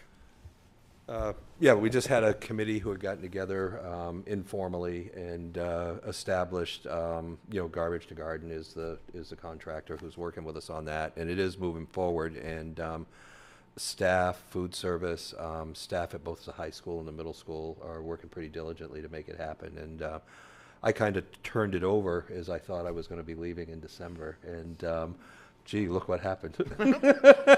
So it's moved forward, and they're doing a great job with it. And turned it over to the students as well. So students are actually doing education of other students. You can see in the middle school is the bottom picture. That was at an assembly where the students actually showed students what to do in the compartments. These were things that we had in place years ago and brought them back, I think, better than ever. There's also, and I won't show you the whole video, but there's a video. Coming back to Greeley High School lunchrooms starting today, December 2nd. For those who don't know, compost is a process of taking food waste produced at cafeterias, using soil, which can be used for your gardening. This video will walk you through the process and how it will be implemented in your lunchroom.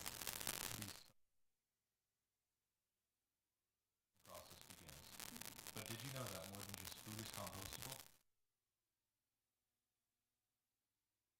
Well, nothing will change about the process.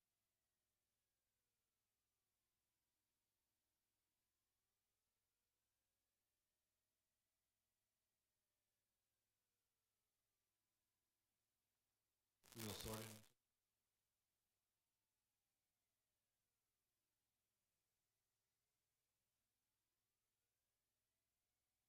For all things.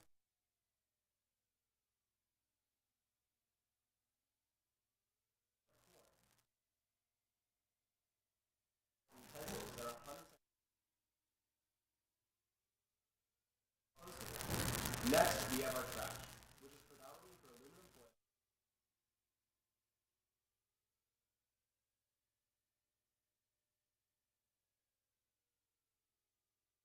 Empty bottles of gas. So, at the end of the lunch period, we'll inevitably have some waste, which should be sorted into the proper cans. Okay, I'm not going to go through the whole thing. If you'd like to watch it, there's quite a few more minutes to that, and I think it's just a great way of being able to explain it, and the students have really carried it. But I want to thank Scott and the team for getting that going and starting that process again. Again, we have been doing this before the pandemic. Obviously, didn't happen during, and just to restart the whole process. And I actually think it's better and more organized than it was before, in the sense that a lot of public service stuff is going out for students to be able to help them understand that. Just add one other thing too. Yeah. Yeah. The only other thing, I mean, I was joking before, but there was a lot of meetings and a lot of work that went into this. And Don Foster and John Carlson and Molly and Food Service have moved a lot forward on this, along with the staff who are interested. So, and as have the students who have done a number of work on this. So I was really pleased to see what was going on, that we were able to move it forward. And I'd say a shout out to Denny from the last board, Yes. who really was, so Yep. if you're out there, Denny, thank you for your part. There's also paper products that are being recycled now, and so that's really undergone. I mean, one of the things that I didn't know, even as we were working through this, is that a piece of paper can be recycled 3 times. So that was something that I hadn't known. We're glad that's restarted. That was great. Our district has been featured in a national magazine, Business View, and that actually is the December 2024 latest edition of that magazine. So if you want to check it out, it's a really nice write-up about our district and the struggles that our district has gone through, and kind of getting through those struggles, and having a building project going forward, et cetera. So check it out. It is on our website, and there'll be a link in this this report, which we also post. It's a great article, and I'm wondering if we get to keep the picture. We get to, the picture photograph? That's so gorgeous. I don't know. Actually, that photograph came from us, so we own the photograph. Oh, okay. Yeah. And in the superintendent's notebook as well, there's public notices. We want to let you know that we have 3 different bid announcements that are out. One is just a request for qualifications for the One Campus project, which would be everything excluding the maintenance building and the turf field. We also have requests out now for the turf that will be going out, and we have one out for the maintenance building that just went out. Those pieces are going out, and I do want to just publicly say we've been really working on our website, as I mentioned a couple of times before. We do have the One Campus page on our website. You can go to the One Campus drop down, and once you go there, you can go to either the One Campus project and see we have public notices. So if you're interested in seeing what those public notices are, these are basically calls for bids, qualifications, et cetera. So we just want to bring people's attention to that. We've gotten a lot of interest so far in that information. We also have a new feature that we just added this week. This is called Project Development. So for anyone that would like to see an archived list of meetings and other pieces that go into the One Campus project going back to August 1st, that's when we archived it. And then we are adding all the meetings that are taking place. If it's a committee meeting or some sort of public meeting, there's also or a lot of the meetings have a link to the agenda or the minutes. And then we'll be continuing to add that, so these events. So just if you're wondering what's been going on, or you just want to keep up, that is a new feature we just added.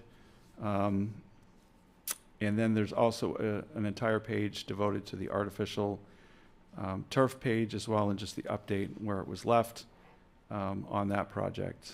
So just want to make sure that people know that this is out there, and that if they want to keep up and keep current with our project, it's right there on our website and ready to be looked at. So that's the report tonight. Great, thank you. So many meetings listed on there. I'm very busy. Great, we're going to move to our students for their committee reports. Okay, so it's been a while. So we recently had a Ranger Support Day, which is more like learning focused student help time, where they can sign up to go to a teacher in a certain classroom, and then you can go and get help in whatever class you need. And I think it's very, very helpful. It's more like a study hall, except if everyone was available and at your disposal. It's very helpful. And then we also have had a lot of kind of presenting type things, like with poetry out loud. Personally, I was so bad at that my sophomore year, like terrible. And I forgot all of my lines. So whenever I see people succeeding in that, it's very, very impressive, because you think that you might be able to remember a good poem, because like you can remember songs, not the same at all. But and then lots of chorus and band concerts. And then right before we went off to break, on the last day, we had carolers, and they came by all of the classrooms, and strategically, like right in the middle of one of my exams, we got to pause it and leave the classroom, take a breath, watch, and then we got an extra 5 minutes. It was great. And then with composting too, I've seen a lot of like student interest and a lot of actually student involvement in kind of figuring out which things go where. And recently in the cafeteria, they have put these like do you know the like salad containers? Like you can put like all of the you don't know the salad container? Okay, well, they're like our forks, knives, all of our utensils, they're all compostable because like they said it's like made out of some corn thing. But it's really amazing, and we learned a lot about it in our advisories. But yeah. And Sophia? Yeah, poetry out loud is not for the weak, let me tell you. I was also awful at that. So even the people who are picked are not students who just remember their lines. They're like into it. And remembering your lines is hard enough. My grade, I think we've really just been grinding out the past 3 weeks because next week is midterms. So it's college season, it's midterm season. I think we've all just been really focused on getting ready for that. We also have an IB presentation for the 9th and 10th graders coming up during an advisory time in the future. And then we also have an IB night for parents and students to come. So if anybody has 9th graders and 10th graders who might be interested in the IB program, Madame McDonald and then also a few IB students will be there to talk about it. Highly recommend. And then today in advisory, we had some discussions for MLK Junior Day, and we went over some quotes and stuff and kind of talked about, like, as a group, the impact of them and, like, questions we had. And I think that was pretty productive, so. Great. Thank you so much. Good luck next week. Thanks. Kim, finance. Okay, so we have not yet met for the new financial quarter. That will be happening on Wednesday morning. And so at that time, we will be able to get an update, just the quarterly report, see how we're doing budget-wise. I want to take a moment to really acknowledge the work that Scott and the finance office put into getting the new accounting program up and running. There were holidays that they were working. I believe they were there on New Year's Day. Is that correct? Yeah, our staff was there New Year's Day, day before, all through the vacation break. Yeah. So, yeah. The staff really did a lot of work during that time frame and put in an incredible amount of hours to make that happen. So. To get the first payroll out of for the new year. Yeah, I would just add that Sue, Brenda, and Christine did an incredible amount of work. Yeah. So, if you happen to interact at all with that department in the district office, please thank them for all the work that they did so that everyone could get paid on time. We've all heard horror stories from other districts, and Scott is not going to let that happen on his watch. So we're really, really appreciative of all the work that they put in to that. The district has hired Christine's replacement. As you recall, Christine is basically stepping into the new role of finance manager. No, finance manager, yeah. And so the person who has replaced her and stepping into Christine's role I was talking with her yesterday. She is off and running and very committed to getting the new accounting program just solid. So again, we really appreciate all the work that they're doing. So there's a lot for the finance committee to sort of catch up on now that the accounting system is up and running. There will be a new way of running reports, things like that. So we will hopefully be able to start participating in that a little bit more. And of course, the budget discussion is going to be the bulk of our next week's meeting, as well as the next several meetings in the foreseeable future. So we'll have lots to update there. I have one more update.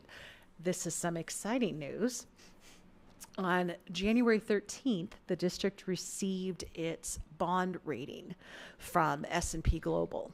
And some people don't know that there's essentially two ways that we could be financing the school or getting our bond. One is through the main bond bank, which a lot of schools go through, but we, as a district, and this is under Scott's leadership, often will go independently of that because of our historically high ratings. We get an even better rate, and there are more options through doing this independently, including the potential to, for lack of a better phrase, refinance if interest rates get lower, say in 10 years.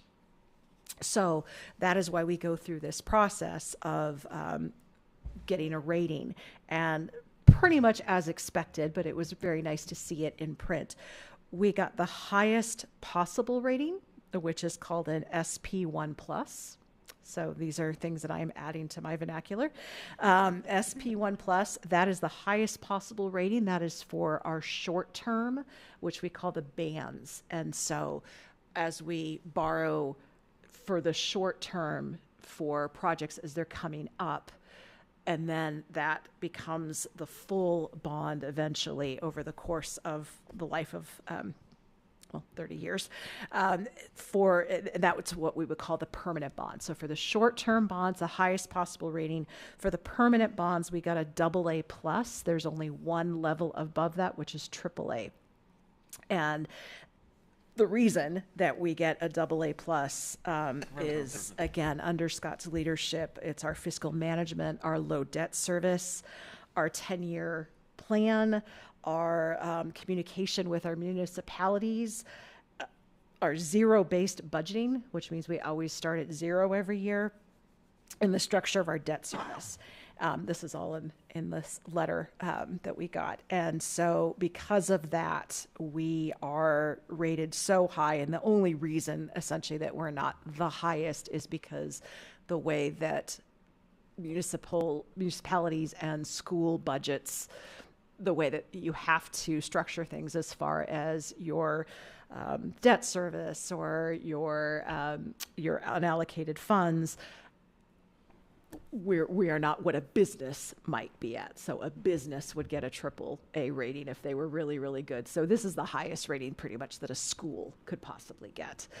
So what does that mean to have these amazing bond ratings? It means we are looking at probably the best possible interest rates for our bonds, which is really exciting news. And as I said, if interest rates go down, we can even look at revisiting and restructure our bond. But for now, to be able to say to our community that as these bonds come on, especially the first one next month, that we will be getting the best possible interest rate. And again, that is why we do this independently of the main bond bank. So it is very good news. Again, thank you to Scott and the team for all that they do, and thank you to all previous boards who, especially previous finance committees, who have consistently voted to have our debt service structured a certain way, to have our unallocated funds structured a certain way, that this has paved the way for us to achieve this great bond rating. Scott, did I Incredible miss news, anything? and the music was well timed as well. Yeah, I think one of the things is at times a district or a municipality can take criticism for having an unallocated fund balance. The state limits us at 5%. What the rating agencies want to see is something around 16%. And one of the ways to increase your rating is to increase that unallocated fund balance, which we're limited to what we can do. So there's only so far we can push the envelope on the rating. So, and there's also some things around some of our practices and policies that we could improve on a little bit as well, which we can work on those over a little bit of time. So, okay. It's incredible news. So thank you. Okay, so now we're going to move to policy in Annika's absence. I think, Jesse, you're up. I'm on it. All right, so we've got a first read for y'all. It's a short one. So it's naming of school facilities. This is timely. So policy committee, we reviewed policy FF, as we move forward with the One Campus project.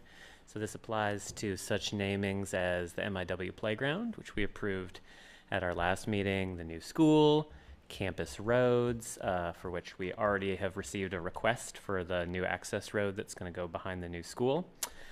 So in reviewing the policy, we reviewed different policies from other school districts in the area, and I'll note they vary quite widely. Some are very focused on how they can fundraise and have language as like, this can be a great opportunity to raise money. Yeah, so just wildly different, but we looked at all of them. We kept ours pretty simple.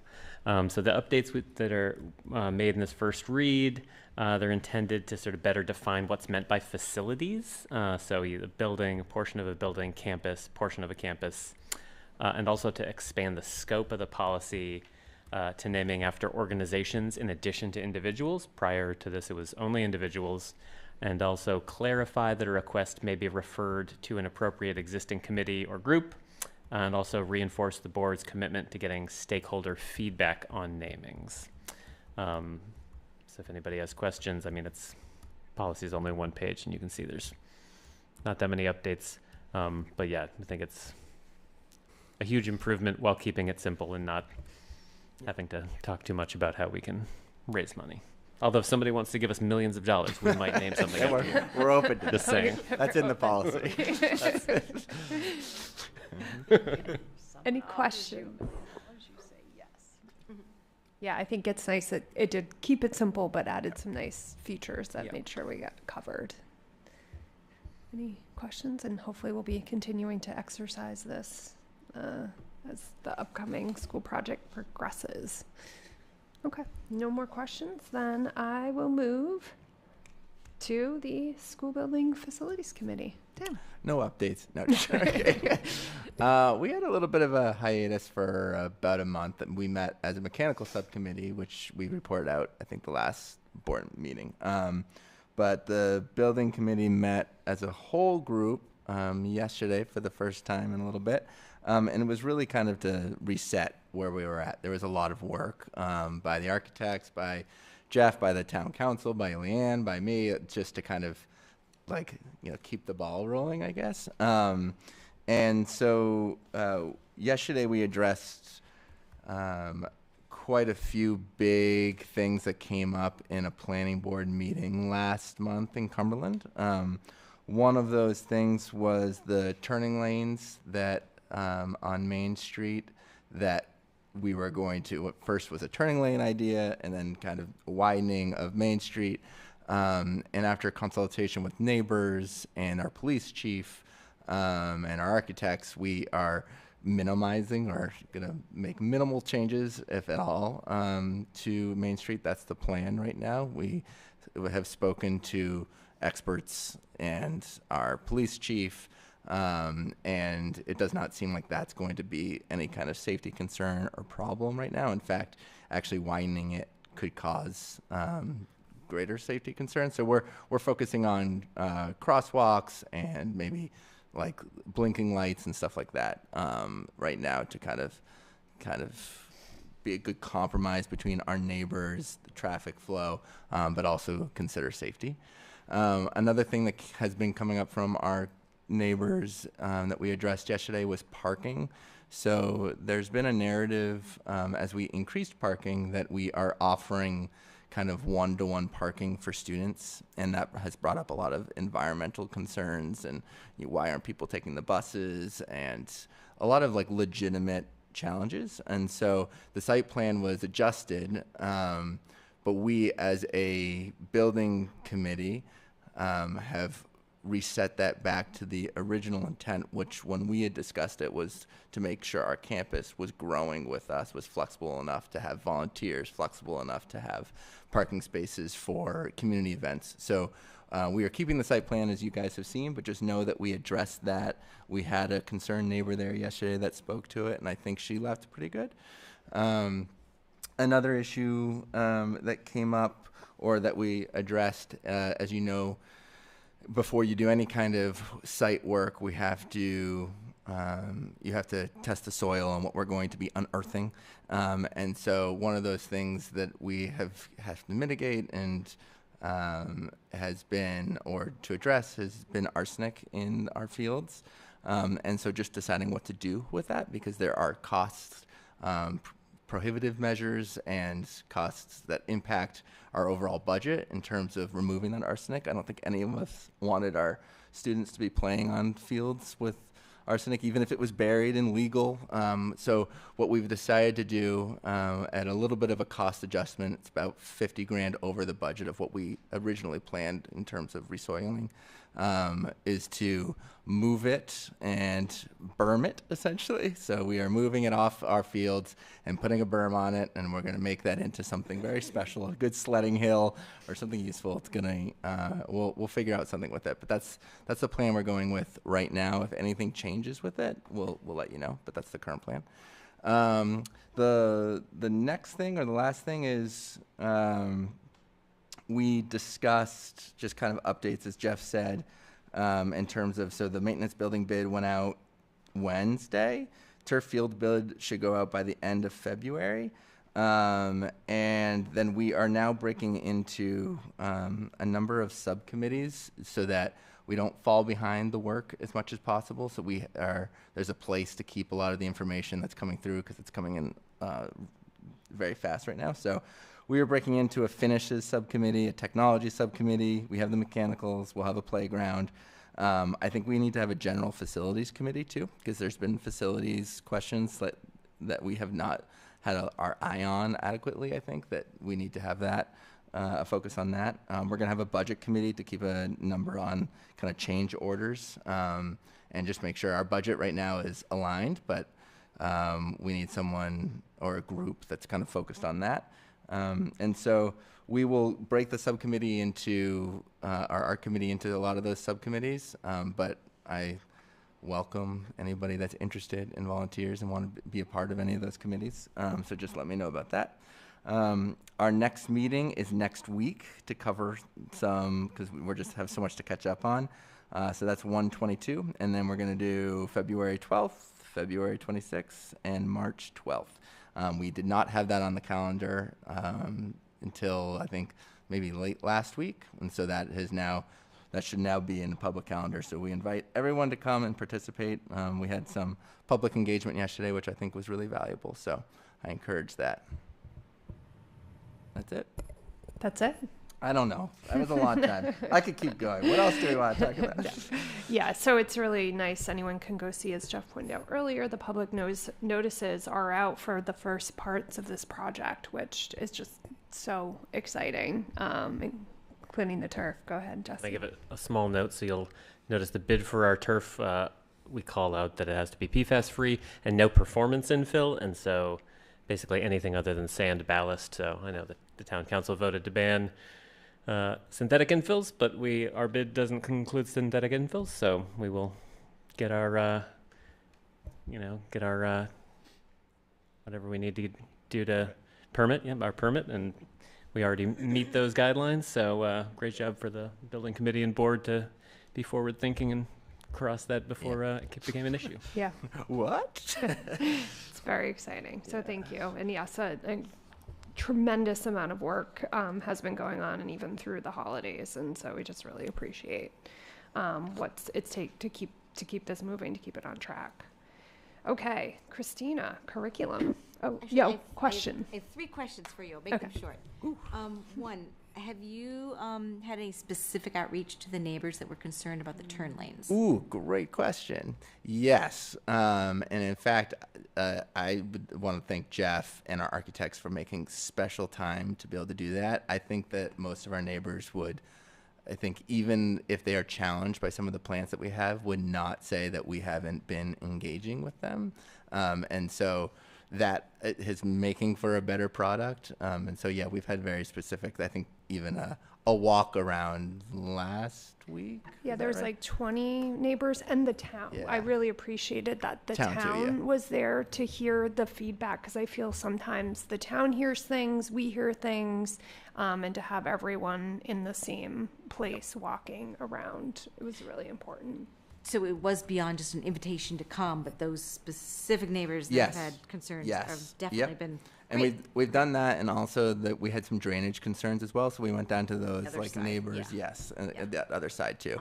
We've changed turn lanes in plans for our turn lanes within our own parking lot and at like the Geiger side, so right here to kind of mitigate the lights that we have like shining into their houses at night. So now we've kind of changed traffic flow to impact that. So it's definitely making an impact, their feedback, and so we continue to engage with them, and we will continue to do that. Awesome. Okay, second question.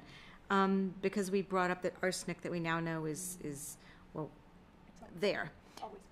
Always been there. We're was on mitigated before when they built the orchard, middle so, school. previous and, orchard. And exactly, that's what I want to be sure the public understands. Like, it's from a prior landowner that we're having to deal with that. It's not anything that was created or anything within the school, because I've gotten feedback on that. And it's like, yeah, no. No, that's a great question, and it's been like the only reason why it's coming up, and it's because we're digging pretty much deeper than normal. But we're on an old orchard. It's kind of to be expected that there's arsenic around. Arsenic, yeah. As long as we're not digesting it, I've been told we'll be okay. Right. Yep.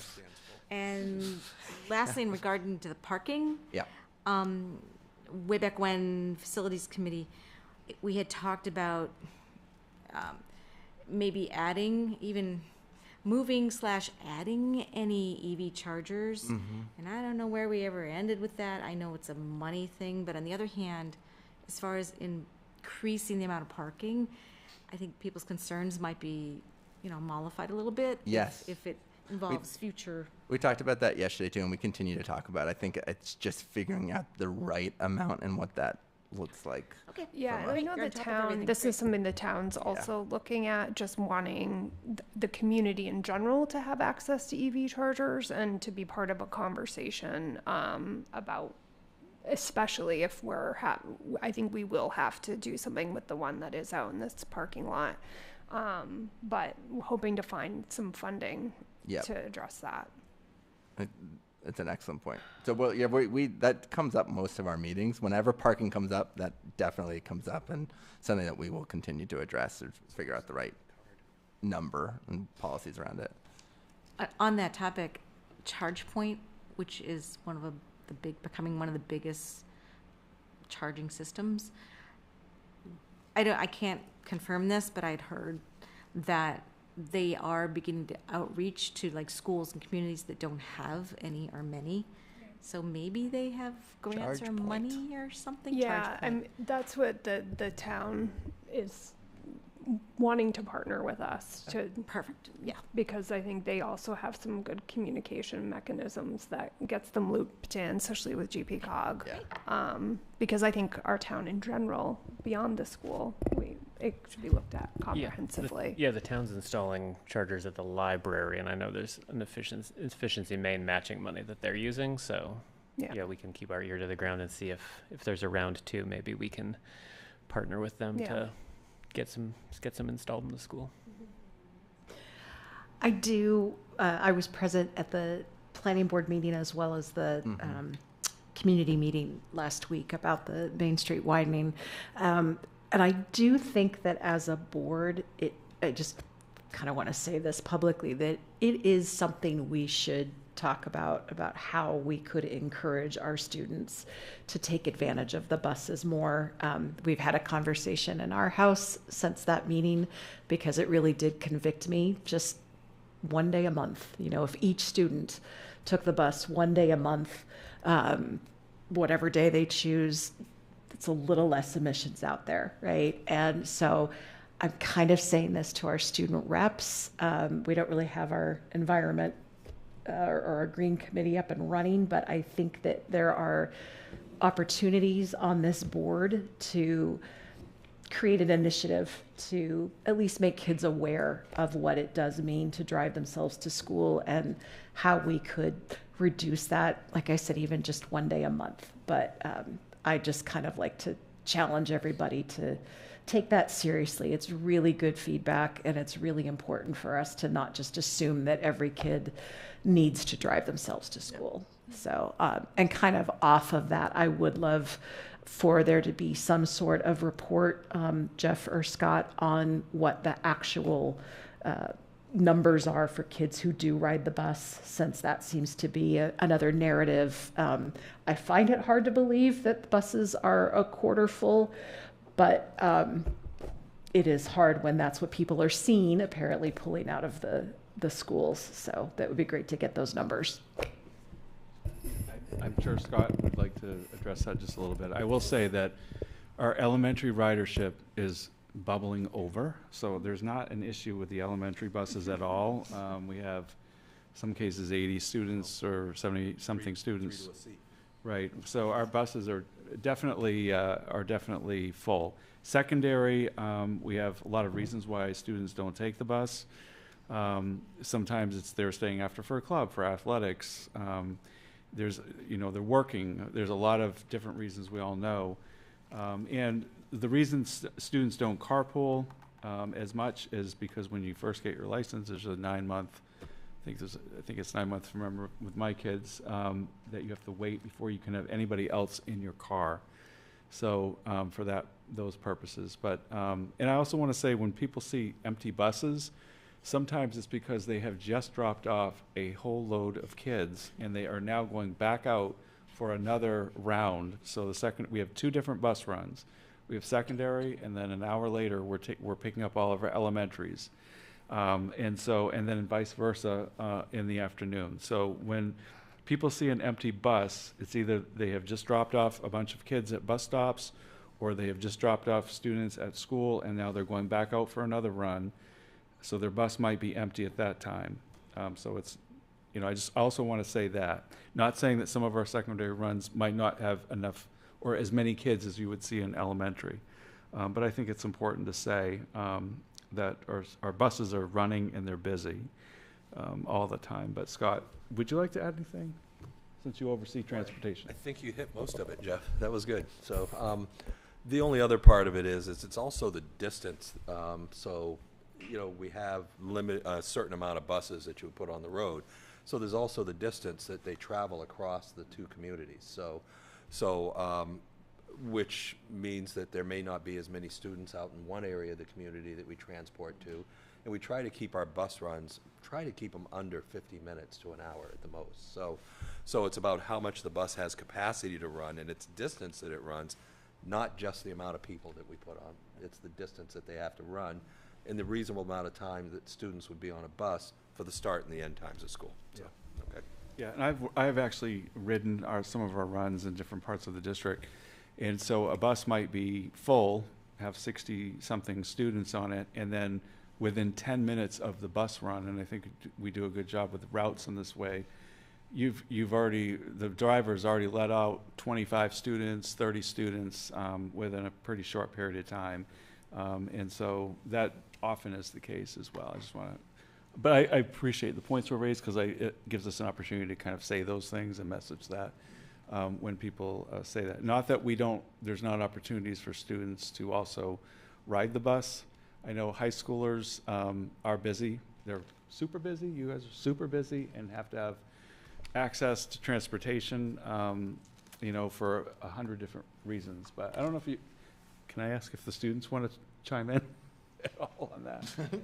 I mean, the idea of taking the bus is nice, and I did take the bus in the mornings whenever I couldn't carpool with my friends, or older siblings and stuff, and then my dad would have to pick me up because I'd be going straight to whatever I was doing after school.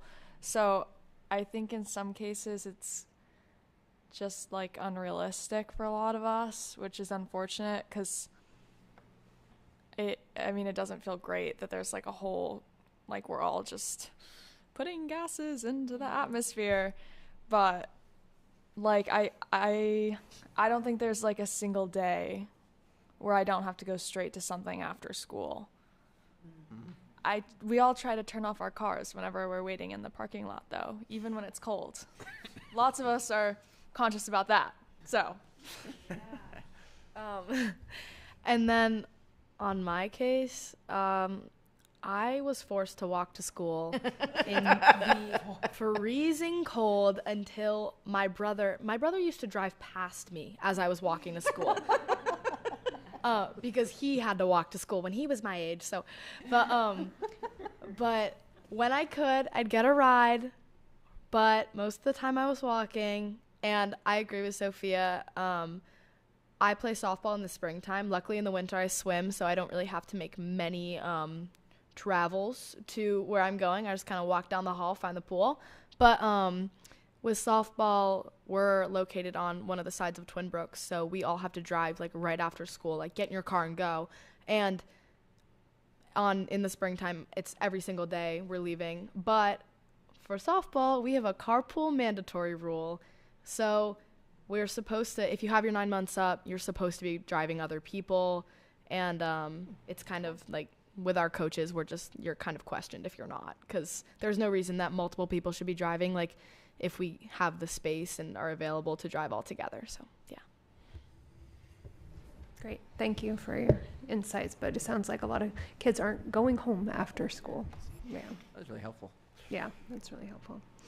Okay. Christina. Curriculum, no report. We haven't had a meeting since the last one. However, our next meeting is the 27th, 3 to 4, online. Great. Thank you. All right, equity. Kim. So kind of like the school, the building and facilities committee, the equity committees had a little bit of a lull, a little bit of a break. So I'm very excited to get back on Tuesday for our first meeting in a while and get restarted. And certainly the high school EDI group has kind of injected a little bit of extra enthusiasm and motivation, I think, for our committee. Great. Yeah, that's what threw me off is the EDI. I'm not used to that. I was like, what is that? All right. So now we have our ad hoc committees. I will say I am on the athletic advisory board as the board rep. We met last night. And again, it is nice. There's a number of student reps on that advisory board to really get their input. Topics included discussing what opportunities there may be for fundraising. The naming came up as well. The fact that there is going to be an update to that policy. So we know that the turf bid it includes, what it's going to take to make that space work, but there's some other things that may be of interest to the community and our athletes that they might want to fundraise outside of that. And so they're looking to do a student survey. They have some ideas of things. A new scoreboard is one of the examples. Updates to the building to include, I forget what that building's referred to, but or the maintenance, the field house, now that maintenance equipment is being moved out of there once we have the new maintenance building, maybe some new improvements there. So they're looking to coalesce under some fundraising options across the different boosters, and they're going to send out a student survey to get students' input, and then try to coordinate a fundraising effort. So that was part of the conversation, along with updates to the athletic website, as people have had challenges using the athletic website, myself included, to find things. So they're getting some feedback on ways to update that to make it user-friendly. And then the other topic was boys volleyball is being explored as a new MPA sport. I think that's what it is. And so they're looking to get input on interest to potentially add boys volleyball. So that was mentioned. All right. Any other ad hoc committee reports? Megan? Great. The Maine School Board Association had its district meeting on Monday night, and I'll bring up one thing about it, which I think is exciting. It's the Maine Loves Public Schools program, which showcases positive happenings in public schools across Maine through story sharing, mainly through video clips. So there are ambassadors in different school districts who talk about all the good things that are happening in their district. So it's a really positive effort to just showcase the wonderful effects of public education in Maine. And our very own Melissa Porter, I don't know if you've noticed, but in her emails lately, she has a little Maine Loves Public Education emblem. So I'm not sure if we have an ambassador yet, but it's just a super positive way to acknowledge the wonderful effects of public school and public education across our state. Great. Thanks, Megan. Kim, question. I have a question regarding the safety committee. Is that okay? Yes. When do you know when that will be meeting next? And will some of the public discourse about Stop the Bleed and just it's not an open meeting.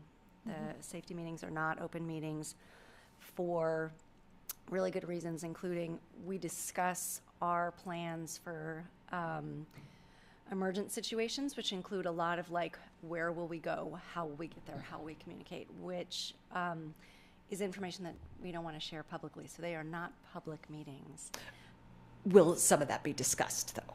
Oh, yeah. The public discourse? I believe that will be discussed. I don't have the forthcoming agenda yet, but if it's not on the agenda, I think one of us will probably bring it up.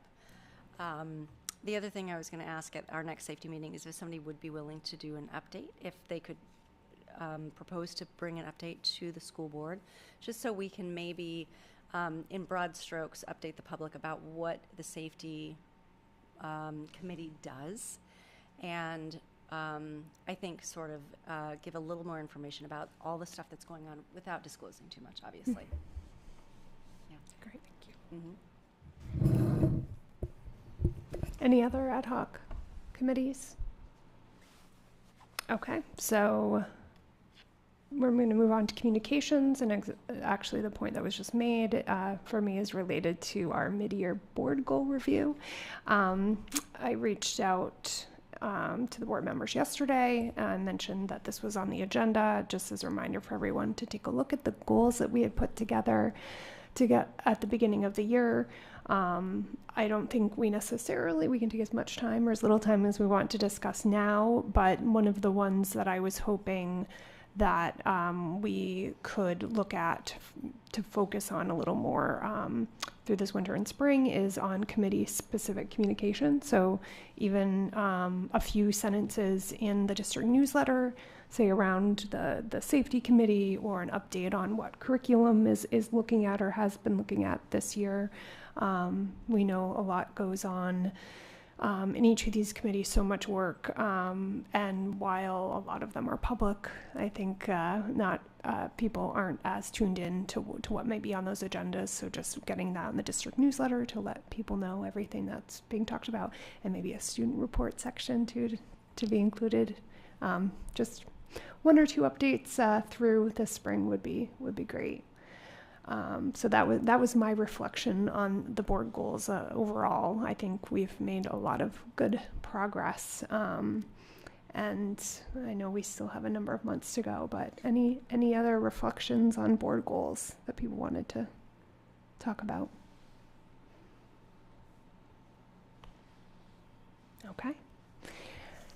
And then the next is the board goes back to school reminder. Every year for the past few years, each school an administrator has welcomed the board into the buildings. I've been able to attend quite a few over the past 2 years, and it's just really a nice time to be there during the school day and go in a classroom and walk through, especially anybody sitting on facilities committees. A lot of times you're not actually standing in some of the places that are being discussed for work that has either just happened or is trying to be planned, and it's been a really nice experience. They've been scheduled for this, I think most of them February, late January and February. 4 different ones. We put them on everyone's calendar just in case people weren't able to respond with availability. So attend whichever ones. If it's just one, it's great, but it's on everyone's calendar if they can make time. Go ahead, Jesse. So where do we meet for these? I'm attending all of them, but school office of the various schools were cool. Yeah, and we really appreciate having that time as a board. All right. Now we are on to our executive session. So I am going to ask for a motion to enter executive session to discuss negotiations between MSAD 51 Education Association and the MSAD 51 Board of Directors pursuant of State Statute MRSA 405-6D. So moved. Thank you, Megan. Can I get a second? Second. Thank you, Sean. All in favor? Great, it's unanimous. Thank you, students. Nice seeing you. Have a nice evening.